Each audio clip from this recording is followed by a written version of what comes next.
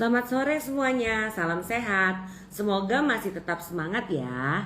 Kita sudah di bulan ke-9 dari pandemi COVID-19. Jangan pernah stres, tetap nikmati hidup tapi dengan cara yang baru, dengan adaptasi kebiasaan baru. Hari ini saya akan membahas tentang seri imunisasi part 3 bersama Dr. Dian. Saya adalah Dok Ajeng. Saya akan mengundang Dr. Dian untuk bergabung bersama kita. Kita undang ya Dr. Dian ya. Oke. Halo Dr. Dian. Selamat sore, Dokter Ajeng. Selamat sore, para bunda yang kami sayangi. Selamat sore, sampai Sore jumpa. semuanya. Ya, sore ini kita akan berbincang-bincang lagi, membahas seputar vaksinasi lagi. Karena kita akan bersama Dokter Ajeng, kita akan membahas satu persatu imunisasi pada anak. Mengapa kita ambil topik ini? Halo, Ibu Hera, selamat datang. Halo Bu Riri, Selamat sore, Bu Bu Riri. Indah. Ya, jadi kita ambil topik ini karena banyak sekali orang tua datang ke dokter anak, mendapatkan imunisasi, minta imunisasi untuk si kecil, tapi ternyata mereka tidak memahami vaksin itu gunanya apa sih, buat apa gitu loh. Jadi saya berharap di sini para moms follower kita dan follower Kuda Kelas Gudang Ilmu, Dokter Ajeng dan saya, kita sama-sama belajar. Dan saya berharap Anda mengerti mengapa maksud vaksin-vaksin yang diberikan untuk si kecil itu guna bermanfaat apa. Kita topik sore ini adalah tentang vaksin rotavirus. Ya, apaan tuh? Ya, Ya, benar Dokter Dian. Apalagi kemarin mama-mama kan kita kemarin ada launching ya Dokter Dian jadwal imunisasi terbaru IDAI 2020. Nah, banyak mama-mama yang bingung, apa sih Dok bedanya yang 2020 sama 2017 kemarin? Nah, untuk rotavirus sendiri sama sama saja, maksudnya sama-sama vaksin yang memang penting dan direkomendasikan di dalam jadwal Ikatan Dokter Anak Indonesia. Cuma di sini usia batasan dosis pertama diberikan jadinya lebih cepat ya Dokter Dian. Kalau dulu kan benar. boleh sampai 15-16 minggu, sekarang 12 minggu nih paling akhir. Nah, makanya mama-mama yang babynya belum divaksin, ayo dong buru-buru vaksin. Nah, banyak juga yang mama-mama tanya, Dok, kok di buku merah kok nggak ada sih rotavirus? Rotavirus ada nggak dok diberikan di posyandu atau puskesmas atau di praktek-praktek bidan? Harus ke dokter anak nggak? Nah ini ada yang tanya begitu dokter Dian sama saya. Ya, benar. Jadi, moms perlu ketahui bahwa vaksin rotavirus ini belum ada masuk PPI alias program pemerintah Indonesia tentang imunisasi, program pemerintah ya. Ini belum masuk. Jadi masih mau nggak mau para moms untuk mendapatkan vaksin rotavirus ini harus menemui dokter spesialis anak yang para moms kenal ya. Nah, tidak ada di puskesmas, tidak ada di posyandu, karena ini masih merupakan vaksin yang istilahnya kalau belum masuk program PPI itu berarti tidak wajib, tapi sebaiknya diberikan, gitu ya. Jadi Ini tidak wajibnya itu kenapa? Karena kalau PPI itu adalah yang disubsidi oleh pemerintah. Jadi kalau moms ke posyandu, ke puskesmas bisa mendapatkan loh dengan gratis. Nah, tapi ada beberapa yang memang belum disubsidi sampai saat ini oleh pemerintah. Kenapa? Ya karena kan jumlah anak Indonesia 90 juta. Nah, kalau semua disubsidi ya mungkin warganya masih banyak ya. Jadi kan mungkin budgetnya belum ini. Jadi mau Halo, tidak mau. Dokter Faris, selamat sore. Halo, Dokter Dok. Faris paling ganteng, paling terkenal nih di Surabaya. Selamat Wah, datang, Dokter Faris. halo dok. Nah, jadi Kemarin mau nggak mau tidak saya udah lama nggak ketemu Dokter Faris nih. oh gitu. Iya. Ya, jadi apa gunanya vaksin ini, Dokter Ajeng? Ini ada yang Jadi tanya. vaksin rotavirus itu mencegah untuk infeksi rotavirus. Nah, infeksi rotavirus itu apa sih? Diare, mama-mama. Kenapa sih penting? Karena mencret atau diare untuk anak di bawah 2 tahun, penyebab paling banyak adalah rotavirus. Dan Ya, seperti kita tahu, diare merupakan penyebab utama kematian pada anak usia kurang 5 tahun di Indonesia. Wah, nomor ngeri satu. juga ya. Mm. Penyebab Iya. kematian nomor satu, ya. Maaf, di sini kami bukan menakut-nakuti, ya, tapi memang berdasarkan data yang kami dapat, dua penyakit berbahaya yang selalu ranking satu, ranking dua adalah diare dan pneumonia. Pneumonia Mm-mm. adalah penyakit radang paru-paru pada anak, ya. Nah, kedua penyakit ini semua ada pencegahannya, termasuk diantaranya adalah dengan pemberian imunisasi, vaksinasi. Nah, Betul. hari ini kita akan membahas tentang vaksin rotavirus, di mana vaksin ini adalah salah satu kiat untuk mencegah derajat keparahan diare dengan dehidrasi supaya tidak makin berat dan menyebabkan kematian. Nah, gitu. Ya, Dok. Iya, karena kan kalau anaknya diare, apalagi infeksinya rotavirus, selain kematian juga kan nanti ada beban biaya, yaitu rawat inap dan rawat jalan. Nah, gejala rotavirus itu biasanya begitu kena nih, munculnya 2 hari dok, dari sejak kena virus itu sampai gejalanya muncul. Dia biasanya ada, selain mencret, dia ada muntah, ada demam, terus ada sakit perut. Tuh diarenya bisa berair dan parah kalau nggak diimunisasi. Nah, muntah sama mencretnya ini bisa berlangsung 3 sampai 8 hari. Nah, buat mama-mama yang kemarin ikut seminar kita ya, webinar ya Dokter Dian tentang Ya, diare, yang tak muntah, diare. sama gumun, udah tahu tuh, udah kita jelasin tuh bedanya apa sih kalau rotavirus, terus gimana cara ngatasinya supaya nggak panik. Tapi lebih baik lagi kalau anak kita dilindungi dengan vaksinasi. Jadi kalaupun kena diare nggak sampai tuh yang masuk rawat inap. Jadi kayak masih bisa diatasi sendiri dengan petunjuk dokter anak di rumah gitu, Dokter Dian. Iya, benar-benar. Jadi, Mams, diare akibat rotavirus ini memiliki ciri khas ya. Biasanya diarenya itu cair. Pertamanya anak-anak baik-baik aja, aktif, masih baik. Tapi diare yang terjadi itu tak terbendung, keluar terus. Anaknya Hmm. bagaikan baterai lowbat itu. Lama-lama dia jadi Jadi lowbat. kayak Lama-lama jadi lemes. Nah, biasanya rotavirus tidak selalu demam. Tidak semua anak demam loh. Hati-hati. mm-mm. Diare ini nggak demam dokter, tapi aneh dok. Ini diare nggak pernah berhenti. Pakai obat dokter sudah tidak membaik. Nah, itu biasanya rotavirus. Dapat dari mana anak saya, dok? Padahal anak saya tuh stay home. Saya nggak kemana-mana selama pandemi COVID ini. Kok bisa anak saya dapat diare seperti ini? Kira-kira ini diarenya benar rotavirus. Nah, kalau rotavirus kita bisa membedakan dengan bakteri, ya. Virus dan bakteri itu diarenya punya ciri khas. Dan kita pun bisa membedakan, ya. Nah, biasanya kalau diare rotavirus ini seneng banget sama anak-anak di bawah 2 tahun. Wah, seneng banget. Balita terutama. Makanya Mm-mm. rotavirus itu melindungi anak sampai umur 5 tahun itu masih terlindungi karena vaksin ini gitu. Nah, setelah kena diare, itu anak dehidrasi. Kalau udah dehidrasi, anaknya lemes, tanda dehidrasi mata cowong. Dokter Ajeng sudah jelaskan di kelas webinar ya, mata Mm-mm. cowong, bibir kering ya, kulit perut itu lemah. Makanya banyak Menggigit pasien nggak dari langsung balik. iya, Mm-mm. dokter Dian, anak saya diare, bisa nggak telekonsultasi? Ah, ini dokter Ajeng. Banyak pertanyaan, bisa nggak telekonsultasi? Nah, saran saya, kalau anak diare, Anda takut ke dokter, sebaiknya pilih telekonsultasi ke dokter, jangan pilih konsultasi chat, ya, jangan Iya, chat, karena apalagi banyak saya sekali tidak. telepon kalau bisa video. Betul. Kita bukannya kita menjelek-menjelekkan tidak ya. Cuman chatting dokter itu kurang mengerti. Kalau dengan telekonsultasi, dokter tuh bisa melihat dengan video call, bisa nggak Mams tunjukin anakmu di mana? Kayak apa dia sekarang? Tolong dong tunjukin wajahnya, matanya cowok nggak? Bibirnya kering Mm-mm. nggak? Kalau nangis air matanya ada nggak? Nah, kalau telekonsultasi itu begitu enaknya ya. Jadi kalau panik nggak bisa ke dokter atau hujan deras kita nggak sempat ke rumah sakit, lakukan telekonsultasi. Apalagi diare, dokter harus lihat ya. Sebaiknya jangan Mm-mm. chatting kan kita nggak tahu. Kemarin ada kasus anak diare udah parah, dehidrasinya udah berat, hanya ngecat dokternya, maaf kata anaknya ini meninggal. Mengapa? Karena dokternya Waduh.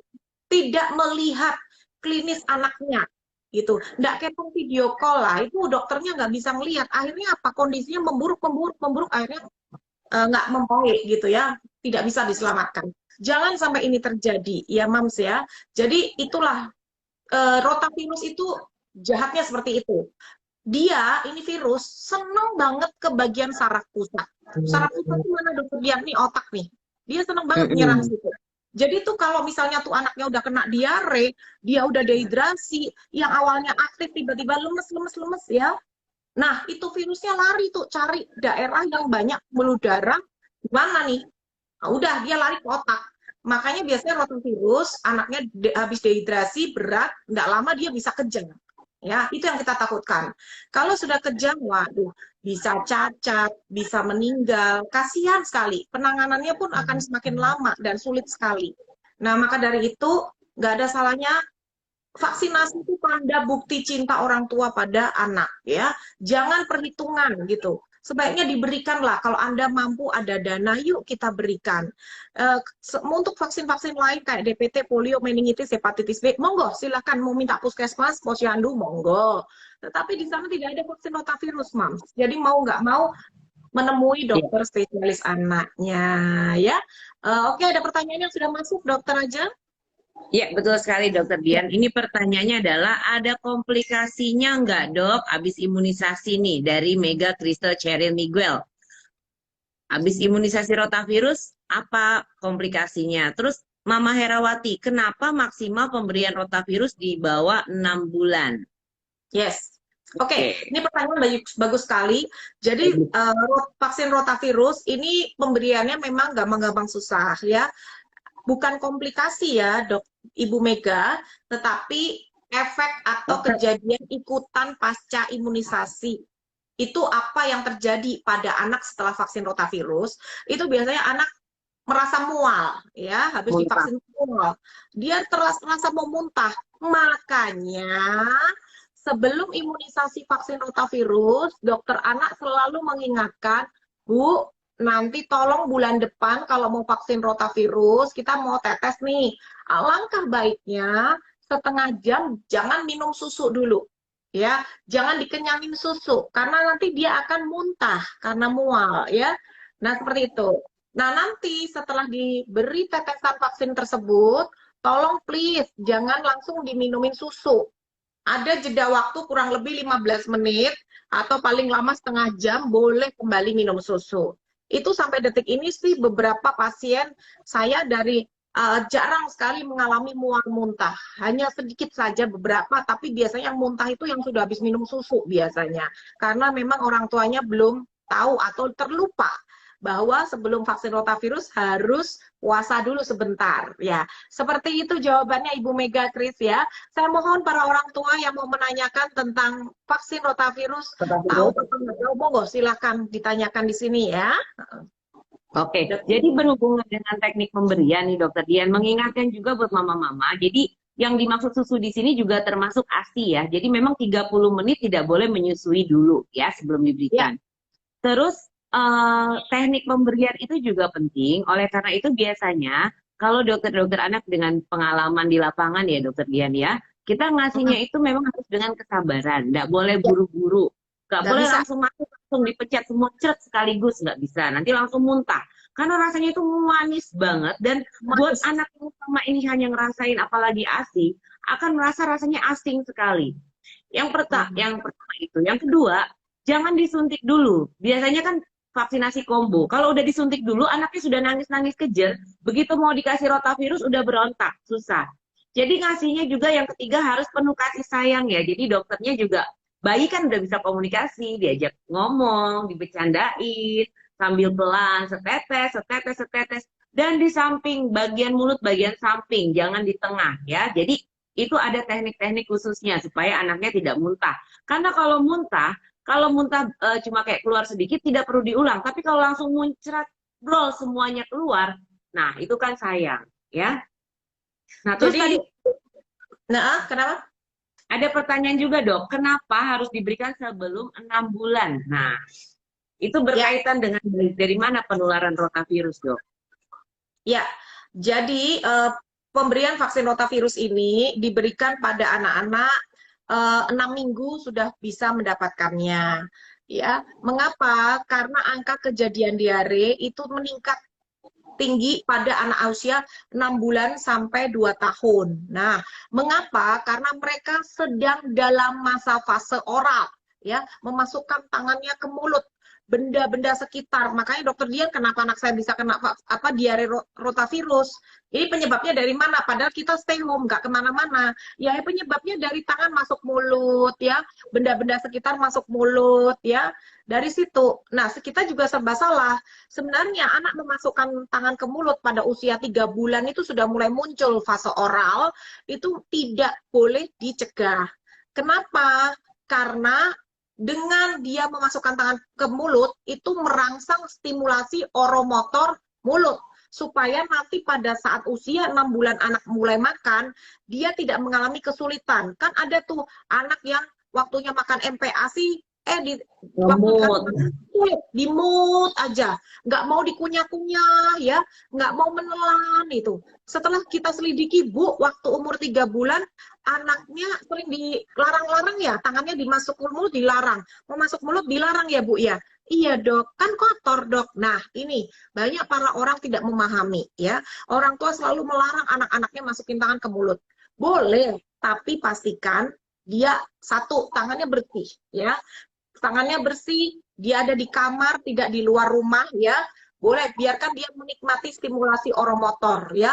Tetapi boleh pakai sarung tangan apabila si kecil ada di luar rumah, sedang imunisasi ke dokter. Nah, itu dilindungi kan, takutnya tangannya terkontaminasi kuman di luaran sana. Tapi begitu sampai rumah, biarkan anak si bayi itu menikmati, mengkrokot-krokot, menjilat-menjilat, menggigit tangannya sendiri sampai air liurnya banyak, biarkan ya. Karena saya banyak sekali kasus gangguan oromotor datang konsultasi ke dokter Ajeng, ke saya banyak sekali ya. Anak saya nggak bisa makan, dokter saya sudah buat makanan yang enak, saya sudah masak yang lezat ya, menurut saya tuh enak, tapi kenapa anak saya nggak mau ngunyah, anak saya nggak mau, hanya dimut aja, udah dilepeh, disembur-sembur ya. Saya sudah hopeless dok, ini gimana? Terus kita edukasi cara makan MPASI yang baik dan benar gimana. Kita kasih vitamin lah, suplemen langsung makan kalau memang dibutuhkan ya. Oke Bu, kontrol lagi ya, 2 minggu lagi kita lihat. 2 minggu lagi tuh orang tua datang, dokter udah ada hasil. Anak saya tetap mingkem, mulutnya disembur-sembur kalau makan, nggak mau mengunyah. Salahnya di mana? Oke, jangan-jangan si kecil mengalami gangguan oromotor. Kalau gangguan oromotor, silahkan aja nanti konsultasi ke bagian fisioterapi, gitu. Maka dari tolong please, para moms, bunda, kalau anak dalam fase oral, jangan dilarang, jangan sering dilarang, boleh sesekali, tapi jangan terus-terusan, tiap masukin mulut, ditaruh gini, tiap masukin mulut dilarang, tidak boleh ya, karena itu sudah alami ya, semua anak mengalaminya, naluri gitu. Nah, dari mana diare rotavirus ini dapat? Ya sebenarnya dari situ, tangan yang tidak bersih, barang-barang remote, handphone orang tuanya begitu dipegang dimut-mut. Nah dari situ tuh kuman rotavirus tuh ada. Bahkan menurut penelitian itu virus bisa dia resisten atau kebal terhadap sanitasi 2 bulan di atas permukaan loh.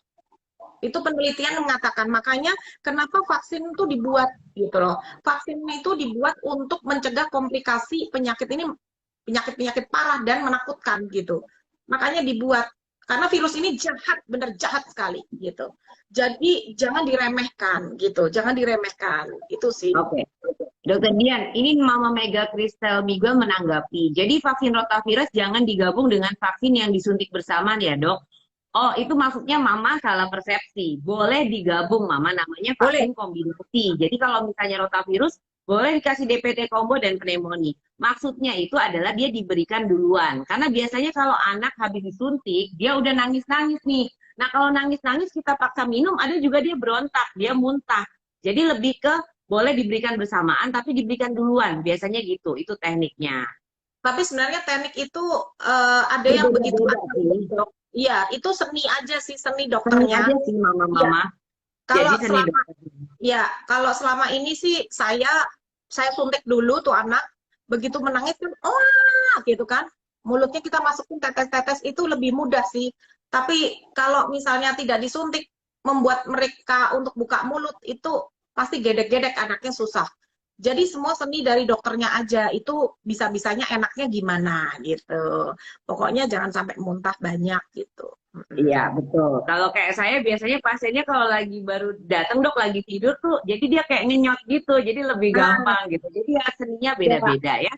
Terus mengenai betul. tadi dokter Dian ngomongin tentang fase oromotor. Jadi kalau dari ilmu psikologi nih, dari Freud analisa, jadi fase oral itu sampai umur 2 tahun. Nah, kenapa Ya, sih bayi itu harus fase oralnya terpenuhi? Karena kepuasan atau kebahagiaan pertama yang dikeluarkan dari bayi itu dari fase oral, dari oromotor. Kenapa? Pada saat pertama kali bayi nangis, dan dia dilakukan IMD, kepelukan dada ibu, mendapat kehangatan ibu, dan inisiasi menyusu dini, pada saat mendapatkan ASI-nya yang pertama itu, pada saat disusui, bayi itu merasakan kepuasan dari rasa lapar, oke? Selain rasa laparnya terpuaskan, rasa bahagia, jadi rasa disayangi, diperhatikan oleh ibunya, bonding, makanya rasa cinta kasihnya. Nah, ini ada yang nanya dari Ibu Hadian TMD. Dokter, apabila sudah di atas 6 bulan, apa sudah tidak bisa diberikan vaksin rotavirus? ya. Jadi vaksin rotavirus itu ada dua merek ya, Mams ya. Yang satu monovalen, kita sebut aja merek gimana, Dok? Jangan, kayaknya nggak enak ya. Kayaknya kita nggak boleh nyebut merek, karena kita Ada kan yang nggak ada tetesnya 2 kali, ada sponsor. yang 3 kali, gitu aja Ya, ya. yang Ada tadi yang tetesnya monovalen dua 2 kali, kali, ada yang 3 kali. pentavalen 3 kali.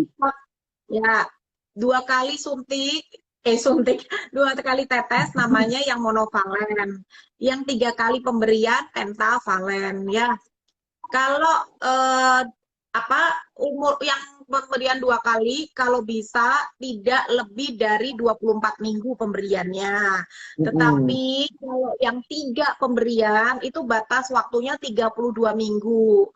Aduh dokter, anakku lebih dari 2 minggu, misalnya udah umur 10 bulan, boleh nggak dapat vaksin itu? Nah, apalagi habis lihat Instagram live-nya kita. Wah, dilihat-lihat ternyata anaknya nggak pernah dapat vaksin rotavirus tuh. Sekarang anak saya umur Mm-mm. 10 bulan lebih, boleh nggak? Terlambat nggak? Nah, sampai detik ini belum ada penelitian dari safety atau dari keamanannya itu mengatakan bahwa bayi di atas 32 minggu itu aman diberikan vaksin tersebut. Dan bagaimana kerjanya efektivitas vaksin itu pada anak usia di atas 32 minggu belum ada. Jadi memberikannya sebaiknya jangan lebih dari 32 minggu moms gitu ya. Jangan terlambat gitu. Nah, untuk Gitu mengenai aja. dosis pertamanya juga kalau yang monovalen di 6 sampai 14 minggu, tapi untuk yang pentavalen tidak boleh lebih dari 12 minggu atau umur 3 bulan ya. Itu ada di rekomendasi IDAI yang 2020. Karena seperti dokter Dian bilang tadi, belum ada penelitiannya. Jadi kalau belum ada penelitiannya, efikasinya atau efektivitas vaksin belum bisa dibilang. Walaupun ada di ke negara lain, contoh di Kanada. Bisa loh diberikan kayak di umur 5 bulan. Tapi masalahnya kita mengikuti rekomendasi dari WHO. Itulah yang dipakai oleh Ikatan Dokter Anak Indonesia. Gitu. Ya, benar, benar, benar, benar. Nah, ini ada pertanyaan lagi nih. eh Anak saya 2,5 tahun, ketika masih bayi, DSA-nya bilang bahwa anak ini ASI eksklusif akan ada antibodi dari ASI. Jadi beliau bilang tidak perlu. Sedih, ternyata perlu banget. Oh ya, nggak apa-apa, jangan disesali ya, Mama Jessica ya. Yang Yuk, penting sekarang MPASI-nya dikuatin, kebersihan anaknya dijaga, seperti itu. benar, benar Ibu Jessica, don't worry, be happy ya. Ya sekarang mau nggak mau Anda menjaga sekali makannya, minumnya, jangan sembarangan ya. Barang-barang ngemut-ngemut, benda-benda sekitar rumah pastikan sering dibersihkan karena memang penularannya lewat fekal oral ya. Jadi lewat mulut gitu. Dari situ kebanyakan yang masuk ke mulut itulah yang menyebabkan diare. Oke, nah terus ngomongin tadi, nah diare itu nggak enaknya apa sih kalau pada anak? Bedanya adalah kalau misalnya diare pada anak, masalahnya anaknya jadi nggak mau makan. udah gitu dehidrasi, dan kalau berkepanjangan berat badannya bisa turun. Sedangkan mama-mama ada beberapa yang kesulitan, dok gimana nih berat badannya seret. Nah apalagi kalau kena diare, makanya daripada kena diare ya mendingan dilindungi dengan vaksin. Nah ini ada yang tanya dok, vaksin rotavirus perlu ada ulangan ya dok? Ya, untuk mendapatkan efektivitas vaksin. Lalu apa beda komposisi yang mono atau pentavalen dari Mama Caroline Ool? Ya, silakan dok. Jadi yang pentavalen itu mengandung rotavirus hidup, dia serotipnya G1, G2, G3, G4, dan J serotip P8, P1A8 atau G9. Jadi itu versi yang terbaru. Memang dia lebih lengkap. Tapi masing-masing pasti punya kelebihan dan kekurangan. Masalahnya kalau mama udah dikasih yang monovalen, harus diberikan berikutnya monovalen. Nggak boleh diganti dari mono ke pentavalen. Kalau sudah diberikan pentavalen, dilanjutkan dengan pentavalen. Nah, efektivitasnya tentu saja ada perbedaan. Tapi apapun itu tetap dilakukan daripada tidak sama sekali. Betul. Iya, sebenarnya semuanya sama ya, kualitasnya sama, cuman bentuk cairannya berbeda ya. Lebih baik diberikan daripada tidak sama sekali. Itu aja sih, benar kata dokter Ajeng. Iya. Mm-mm. Jadi Terus, kalau pemberiannya tidak diulang, dia perlindungannya lebih sedikit. Contoh, misalnya ini ada anak yang diberikan tingkat perlindungan setelah 3 kali infeksi, dia bisa 79%. Jadi lebih efektif. Jadi kalau pemberian cuma sekali, perlindungannya dibandingkan sudah diberikan 3 kali atau 2 kali sudah ulangannya diberikan, pasti efikasinya lebih tinggi gitu. benar, iya, iya, benar sekali. Jadi vaksin ini melindungi anak sampai 5 tahun ya terhadap diare gitu. Jadi kalau kena diare, don't worry, semoga nggak sampai antibiotikan, nggak terhindar dari opname, terhindar dari kematian, ya, terhindar dari komplikasi kejang parah, ya, kerusakan susunan saraf pusat akibat virus rota yang sangat ganas, ya. Ini sudah terlindungi, ya. Bersyukur saja sudah dapat. Yang belum dapat, enggak apa-apa, jaga kebersihan, jaga si kecil, beri vaksin selengkap mungkin vaksin-vaksin lain, ya, gitu, ya. Jadi Biasanya vaksinasi kalau yang udah rotavirus ya dokter Dian jarang dirawat ya ya, dokter Dian ya. Kalaupun jarang, diarenya masih dehidrasinya tidak dehidrasi atau ringan sedang. Jadi masih bisa ya, dirawat betul. jalan gitu. Nah, ada juga pasien saya cuma satu yang diare dirawat dokter Dian. Itu pun karena disentri bukan rotavirus. Itu gara-gara apa dokter Dian? Pas lagi ke rumah neneknya, kan seneng tuh ya di suasana alam. Nah, lepaslah dia main di pinggir kali. Nggak taunya katanya ada yang ngelihat mainan udah jatuh, dimasukin ke mulut, udah kena lumpur. Ya, itu di pinggir kali pula. Ya, akhirnya kan dirawat diarenya Ya, bukan karena virus, tapi disentri. Dan kebetulan ya, hasil lab prosesnya menunjukkan disentri ya. Jadi kalau itu kasusnya ya, beda lagi. Tapi selama ini kalau benar. yang di virus memang jarang sekali sampai di opname ya. Ya, biasanya sama dok, benar. Kalau pasien diare datang kepada saya selalu tanya, Bu, diarenya parah banget. Sudah vaksin rotavirus belum? Vaksin rotavirus yang mana ya dok? Kok kayaknya belum pernah. Iya. Dilihat buku vaksinnya ternyata benar, belum vaksinasi. Makanya diarenya sampai opname. Nah, sampai detik ini sih saya belum menemukan anak yang vaksin rotavirusnya lengkap opname karena diare. Saya belum ketemu dok. Rata-rata yang di rumah sakit dirawat yang belum vaksin rotavirus dok. Iya, saya cuma satu itu dok disentri, tapi disentrinya kan karena main di kali dok. Oh iya, berarti kan bakteri kan dokter, bukan virus Bakteri kan dan dok? emang diarenya berdarah dan hasil PSS-nya Iya. memang ada disentri gitu. Maksudnya emang bukan kasus rotavirus gitu. Nah, ini ada Jadi, pertanyaan nih Mama Herawati khawatir. Anak saya vaksin rotavirusnya hanya 2 kali dok, nggak 3 kali.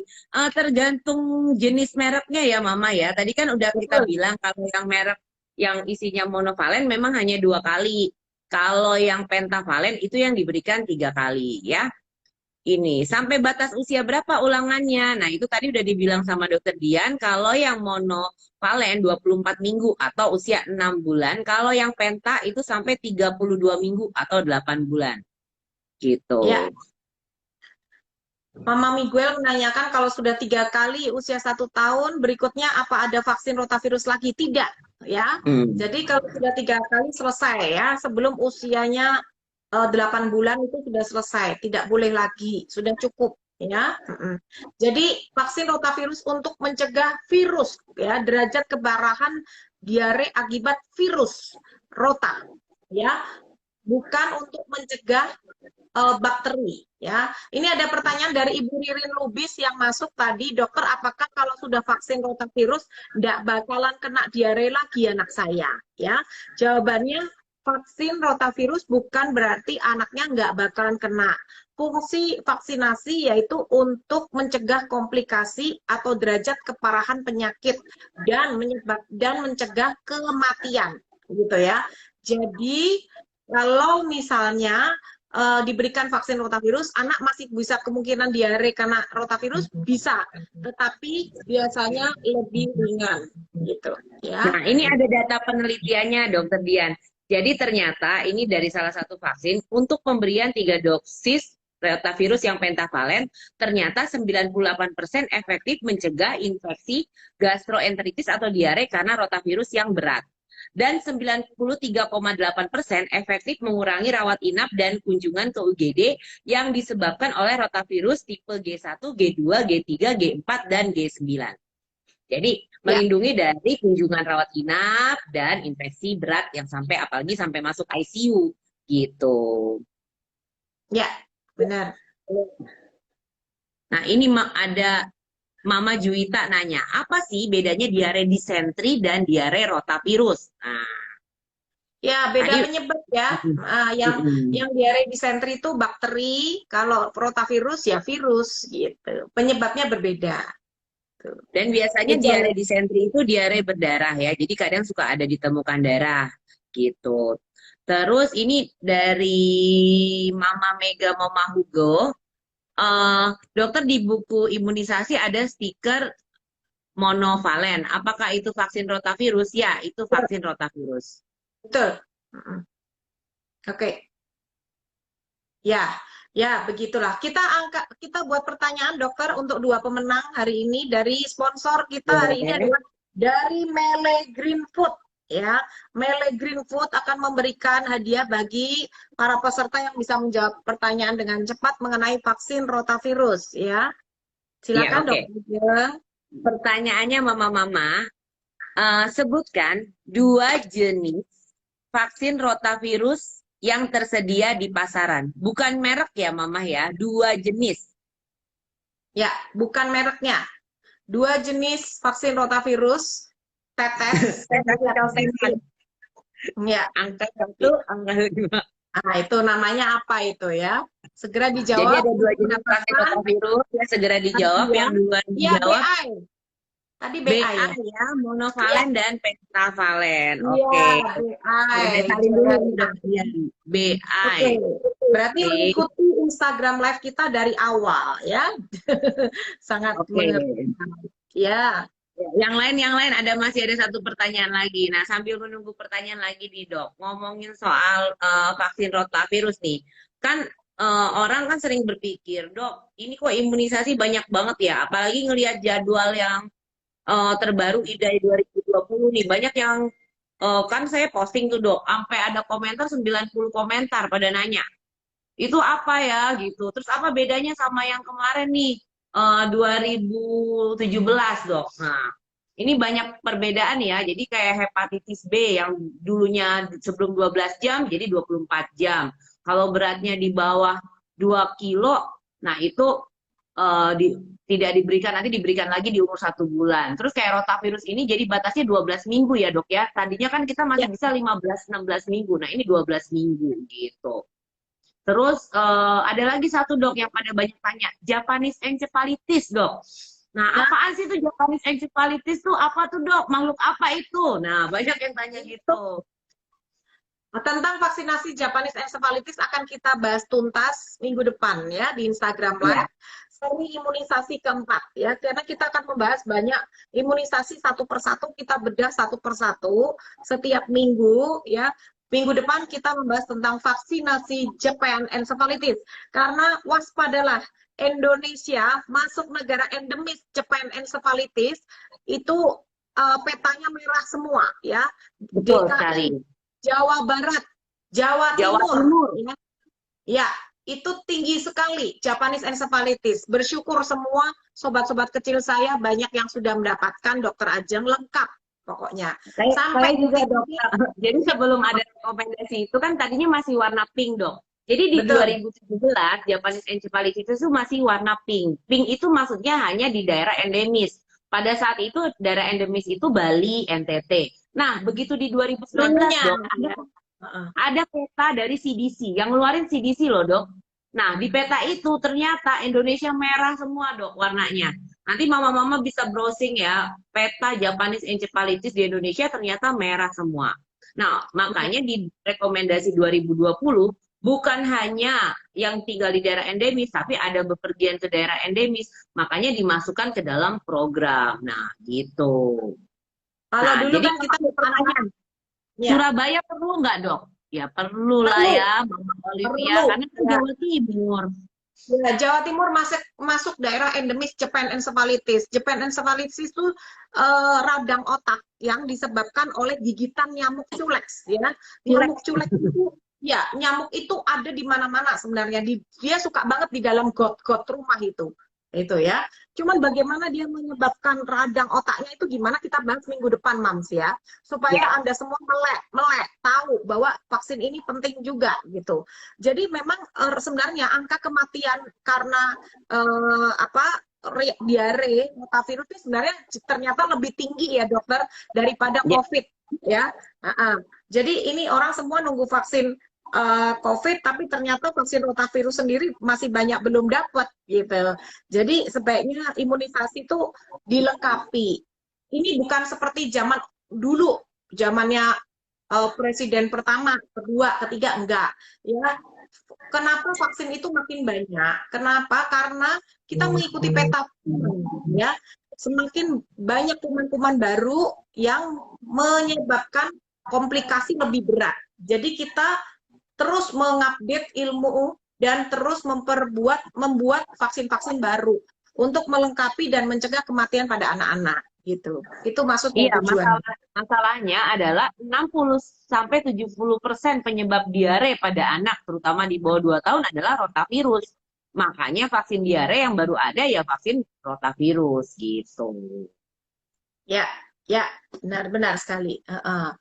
Oke. Nah, jadi mama-mama yang masih ragu, yang belum rotavirus dan anaknya masih newborn nih, udah mulai di planning ini, ayo kapan dikejar untuk rotavirus, jangan sampai terlambat gitu. Karena ya bukan karena apa, karena memang kalau untuk usia yang di atas usia yang dianjurkan belum ada penelitiannya. Jadi kita kalau mama bersikeras ya itu namanya permintaan sendiri gitu. Iya, kadang-kadang saya begini, Dokter Ajeng. Ibu, ini anaknya mau divaksin rotavirus ya, Bu. Aduh, Dokter Dian, saya menolak dulu karena anak saya ASI full, gitu kan. Karena dokter spesialis anak saya sebelumnya mengatakan tidak perlu, gitu. Wah, ini sebenarnya pendapat yang kurang benar ya, Mams. Jadi walaupun Mm-mm. masih ASI, ya, vaksin rotavirus ini tetap penting karena begitu Anda lepas ASI, ASI-nya lepas, vaksin rotavirus mulai ya mengganggu, mengancam, dan suka banget sama bayi-bayi di bawah 5 tahun. Seneng banget, apalagi di bawah 2 tahun. Seneng banget virus ini nyampe gitu. Dari mana? Dari oral, dari mulut. Dia masukin tangan, benda-benda, tangan-tangannya masuk ke mulut, benda-bendanya di mulut, masukin di mulut semua. Dari situ penularannya. Jadi begitu lepas ASI, sudah terlambat semua. Karena vaksin rotavirus tidak bisa diberikan lama, ya maksudnya di atas 7 bulan sudah nggak bisa gitu. Jadi sebaiknya di bawah itu masih bisa kita bantu untuk mencegah komplikasi atau penyerangan virus rota ini kapan saja dia ada. Karena virus ini di permukaan benda-benda itu dia bisa tahan loh dua bulan. Walaupun dibersihin sebagaimanapun dia masih bisa bertahan. Itu dari penelitian yang kita baca. Gitu. Sama kita kan nggak bisa ngawasin anak 24 jam dong kemudian. Dan faktor orang Ya, nggak bisa kita halangi.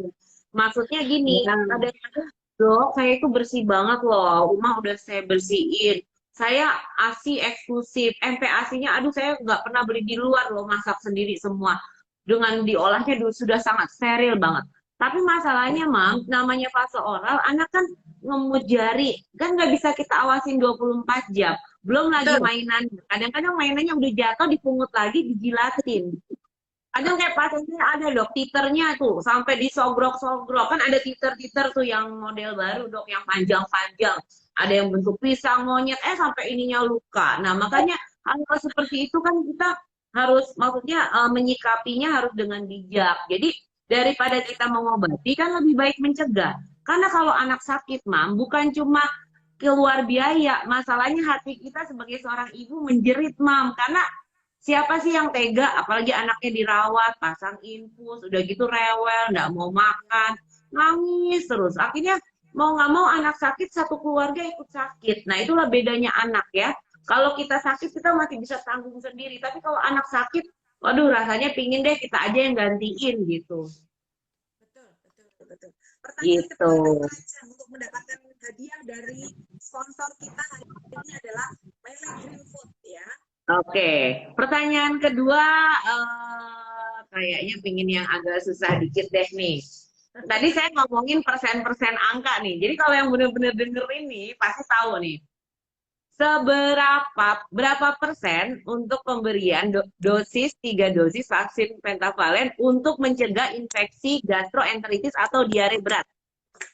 Berapa persen Ya, yang meninggi dari diare jawab. berat? Wah, ini pertanyaan susah nih, Dok. Kalau memang benar-benar ngikutin, baru bisa jawab. Saya karena saya ngomong angka nih, Dok. Angka ini agak-agak rumit ini, Dokter Ajeng. Bukan 60% ya. Bukan Ngomongnya tinggi loh, 60%. tinggi banget. 79 bukan, 60 bukan. Itu tadi saya ngomong tinggi banget loh angkanya. 60 bukan, naikin lagi, 79 Terus, bukan, 73 terhadap diare berat loh, bukan terhadap diare loh. Jadi terhadap diare berat yang oke, ya ampun ternyata ada yang Ike, jawab si Cindy. Cindy 98%, Cindy. ya ampun. Wah, selamat nih Mama Cindy. Ya ampun, Cindy ini Cindy jawabnya bener apa ngasal tapi bener apa bener-bener dengerin? Tapi Dok, maksudnya luar biasa nih mau Mama sampai jawaban persen-persen aja pada ini luar biasa. Appreciate banget nih. Berarti kita Ya, bener-bener appreciate didengerin. banget. Ya, kita didengerin Instagram live-nya dari awal ya. Itu karena di sini para mamsnya tuh ibu-ibu yang memang bener-bener ibu-ibu milenial yang pinter-pinter ingin belajar, haus ilmu. Selalu menanti-nantikan hal segini ya, hal-hal seperti ini. Memang pembahasan seperti ini penting sekali ya. Kita mengikuti Instagram live, lihat-lihat bahasannya apa yang dibahas. Penting nggak buat anakku? Siapa tahu daripada baca-baca, browsing-browsing nggak jelas, udah tinggal dengerin kita ngoceh aja.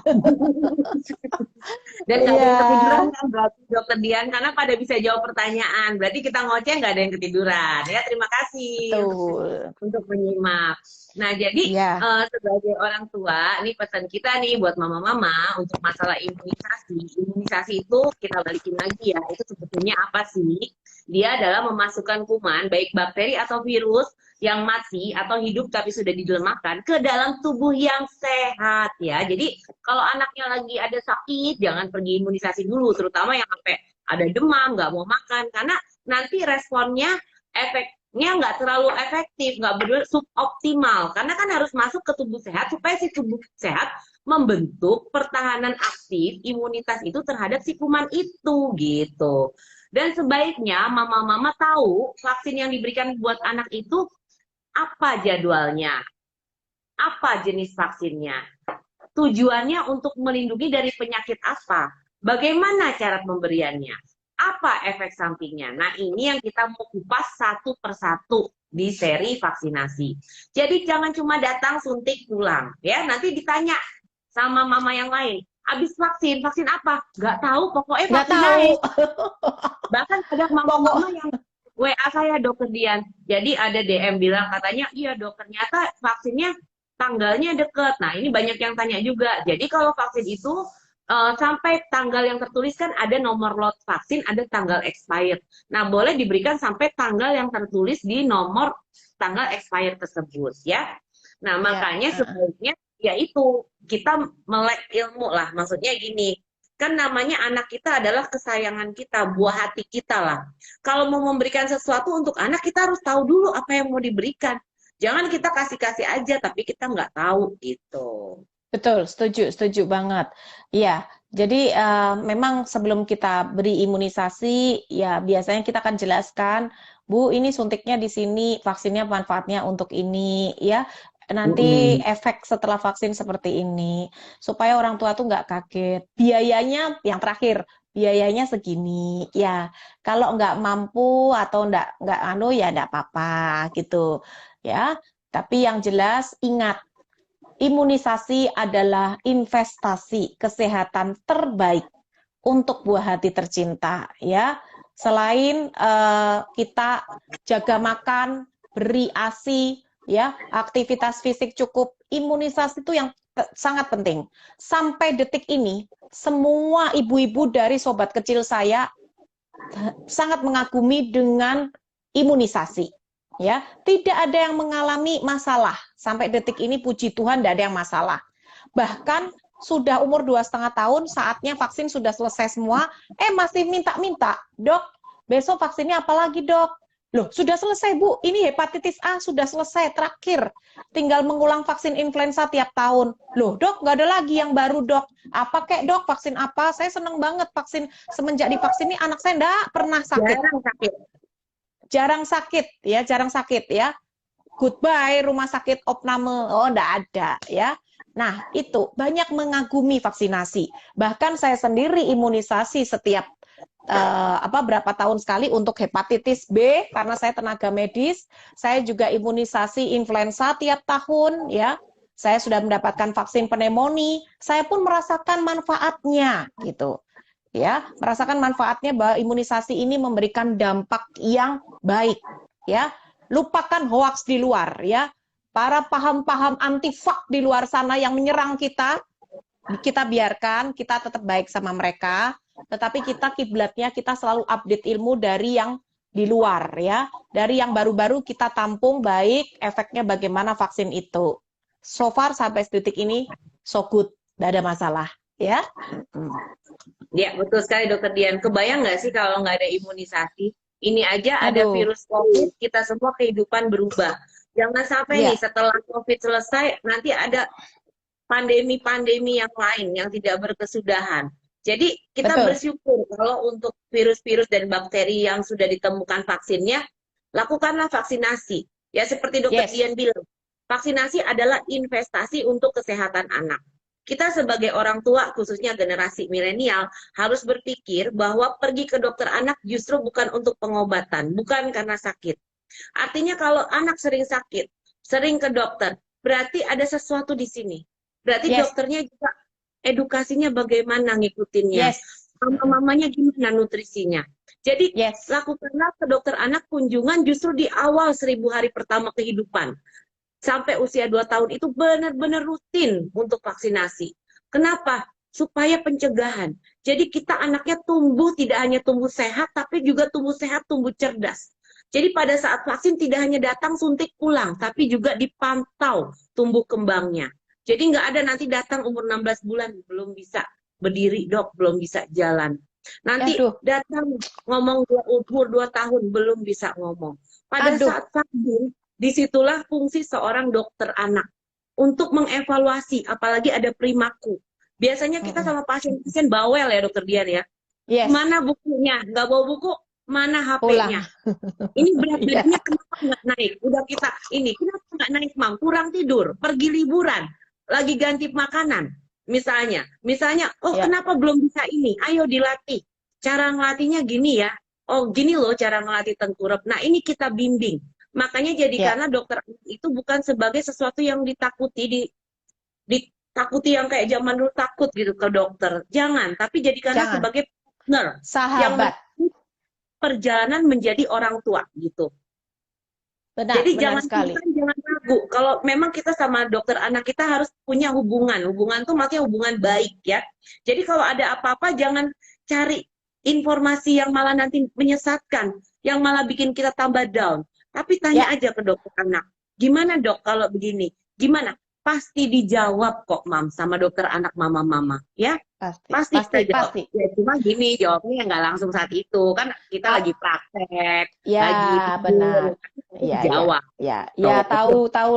tahu lah. Dokter juga manusia. Kadang saya minta maaf, WA masuk puluhan banyak sekali WhatsApp saya.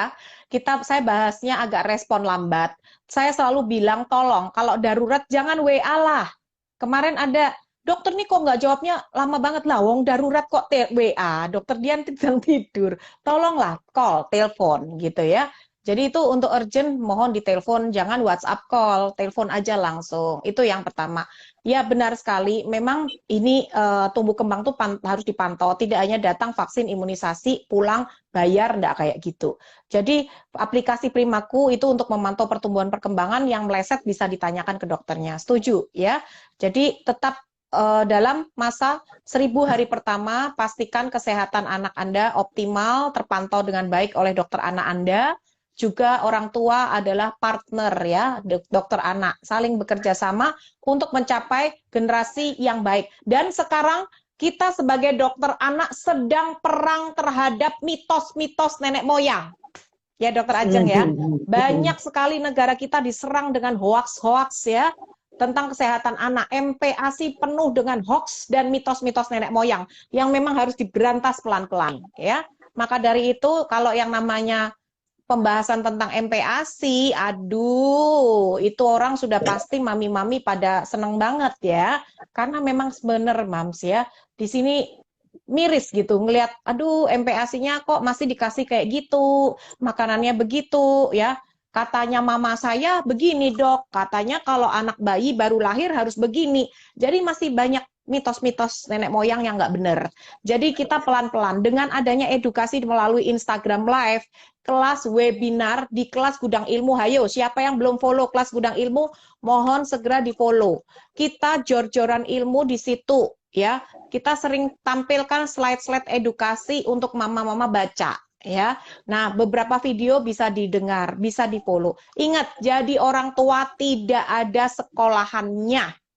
Anakmu mau jadi apa besok besar, bagaimana cetakannya ya. Nah, semua tergantung dari Anda sebagai orang tua dalam memberikan pola asuh, nutrisi, keamanan, cinta kasih, semua dari Anda ya. Maka dari itu banyak belajar. Bersyukur jadi orang tua milenial sekarang ini ya. Kita banyak sekali informasi kita bisa dapat dari YouTube ya, sosial media, Instagram, WhatsApp dan lain-lain gitu. Pastikan pantau terus ya tumbuh kembang si kecil, vaksinasinya dilengkapin. Yang belum tolong dikonsultasikan ke dokter spesialis anaknya ya. Oke, jadi buat mama-mama yang belum tahu nih, baru kenal nih, apa sih itu kelas Gudang Ilmu? Jadi kelas Gudang Ilmu itu adalah suatu platform digital yang memfasilitasi edukasi kepada mama-mama. Dan edukasinya kita nggak kasih, ini benar-benar kasih daging ya dokter Dian ya. Jadi kalau Betul. kita ajarin benar-benar sampai dikupas, sampai tuntas. Kayak kemarin diare sampai cara ngitung cairan, apa. Nah itu, jadi kelas Gudang Ilmu itu adalah ide dari dokter Dian, yaitu Dian Pratama MD, dan saya sendiri Dok Ajeng, DOC_Ajeng, karena kepedulian kita bahwa banyak hal-hal yang mitos-mitos yang masih dipercaya di masyarakat dan kadang membuat mama berkecil hati dan merasa tidak percaya diri. Nah, daripada mencari informasi yang salah, ayo kita pelajari yang benar seperti apa. Nah, terima kasih untuk mama-mama yang sudah bergabung. Terima kasih Dokter Dian. Tidak terasa waktu sudah habis Dokter Dian ya. Seperti biasa nih, udah hampir 1 jam. Nah, pesan saya buat mama-mama cuma satu, kita di era pandemi ini ubahlah mindset kita ya. Kalau dulu kita bilang pandemi akan berakhir, sampai sekarang belum berakhir. Oleh karena itu, ubah mindset, kita sesuaikan, beradaptasi, lakukan kebiasaan baru dengan mematuhi protokol kesehatan, yaitu memakai masker, menjaga jarak, dan mencuci tangan. Oke, saya dan Dokter Dian dari kelas Gudang Ilmu mau pamit dulu kepada mama-mama. Minggu depan jangan lupa kita akan bahas tentang Japanese encephalitis ya Dokter Dian ya. Ya, ya. Vaksin Japanese encephalitis itu apaan ya? Jadi kita akan bahas itu. Sama bulan depan Dok, alias tahun depan apa nih yang mau kita webinarin Dokter Dian? Yang udah ditunggu-tunggu mama-mama nih. Iya, bagaimana ngebus berat badan anak dengan gizi kurang. Oke, jadi buat yang mau ngebus berat badan nanti tahun depan di awal tahun kita dengan semangat yang baru Yuk kita sama-sama belajar bersama kelas Gudang Ilmu. Oke, Kalau selamat sore semuanya. enggak yang Dokter Ajeng kalau enggak ngebus berat badan kan yang terlambat bicara ya. Kita lihat aja Ya, kira-kira mana yang mama nanti pooling aja. Nanti kita kasih pooling. pooling mana yang mau bikin kelas duluan. Mau masalah ngebus berat badan, apa masalah Apa terlambat terlambat bicara. bicara pada anak. Ya, nanti Mm-mm. tinggal ini ya. Awal tahun nanti kita akan bahas di webinar Zoom. Ya. Oke, selamat sore semuanya. Kami dari kelas Gudang Ilmu, saya Dokter Ajeng dan Dokter Saya Dian. Dokter Dian. Ya. Kami pamit dulu ya. Dah, Tuhan Salam sehat memberkati. semua. Semoga bermanfaat ya. Mohon maaf Sehat atas selalu. kekurangan kami. Ya. Bye. Bye.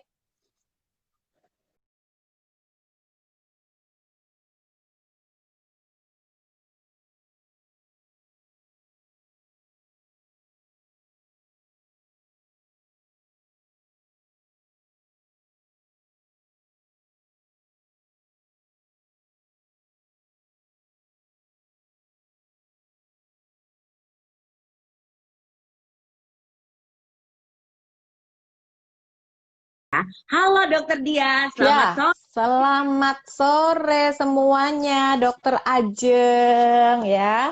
Waduh, di Bekasi hujan? Hujannya itu berhenti, hujan. Ya, hujan-hujan sendu gitu, Dok. Tapi semoga tetap membuat kita semangat ya, walaupun udaranya dingin dan pinginnya tidur. Benar, benar sekali. Coba tunjukkan jari ya, sebagai Halo, warga yang Mama Helen, baik ya. ada pilkada ya di Surabaya ya? Iya, di Surabaya ini sebagai warga yang baik. Rasanya kalau belum nyoblos itu gimana gitu, daripada suara kita tidak tercurahkan kan dapat pemimpin yang asal-asalan gitu. Selamat hari Rabu, serasa hari Minggu. Biasanya nih Mams, kita kalau IG Live memang selalu setiap hari Minggu. Mohon maaf, sekarang kita hari ini aja Rabu. Karena minggu lalu saya juga repot sebagai pembicara di webinar yang lain. Jadi kalau bisa kita harus ingetin nih Dokter Ajeng. Besok hari Minggu, para Mams jangan lupa untuk ikut bergabung bersama kami di webinar Zoom Gudang Ilmu. Ya, memang kita nggak mengharapkan banyak-banyak ya gitu. Jadi ada sudah beberapa Mams yang sudah mendaftar. Terima kasih. 25 pendaftar sudah pasti mendapatkan hadiah dari sponsor kita yaitu Bird Beyond. Dan kemarin saya tanyakan nih ya, Dokter Ajeng, untuk peserta Zoom besok itu akan mendapatkan paketnya apa sih? Ternyata isi paketnya tuh banyak sekali. Ada macam-macam yang jelas sangat bermanfaat. Saya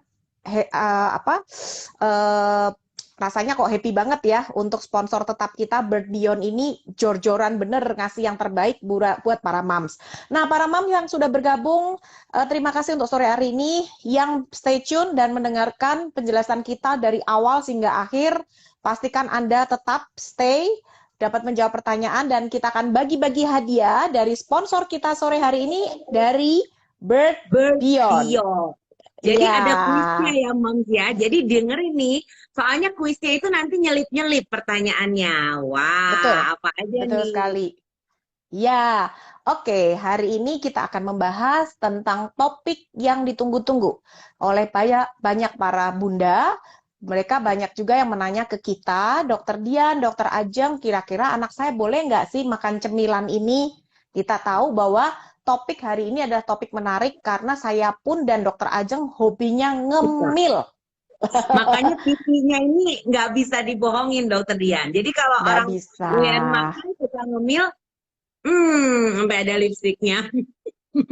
Iya, hari ini kita akan membahas apa sih camilan sehat atau finger food snacking, orang bilangnya ngemil yang baik dan sehat untuk si kecil ya. Kita akan bahas 1 jam ke depan ya.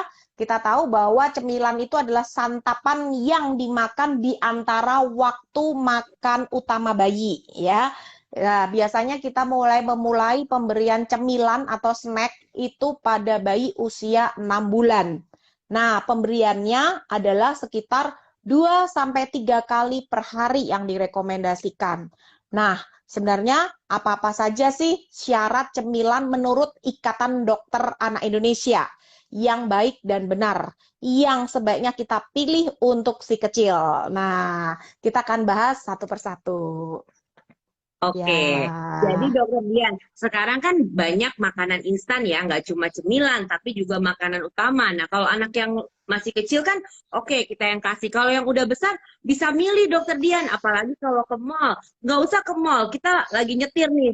Ma, itu mampir dong ke situ, soalnya dapat hadiah nih, pingin ini.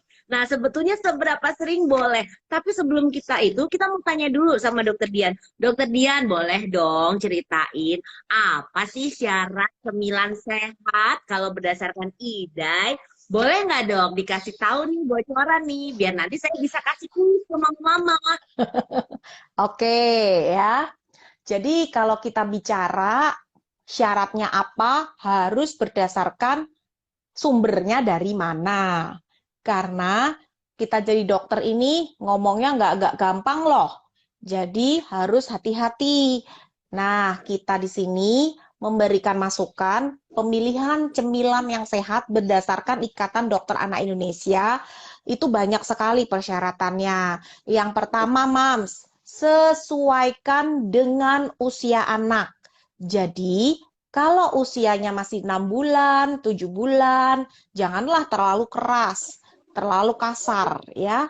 Nah, begitu pula dengan bertambahnya usia, pada usia 9 sampai 11 bulan baru boleh Mams mengenalkan cemilan yang bertekstur agak padat ya, sehingga bisa diterima oleh si kecil ya. Jadi dari cincangan halus, cincangan kasar sampai ke arah finger food. Apa itu finger food? Finger food namanya makanan jari. Maksudnya makanan yang bisa di sebesar jari tangan bayi yang mudah digenggam. Nah, biasanya diberikan pada usia bayi 9 sampai 12 bulan. Itu syarat pertama.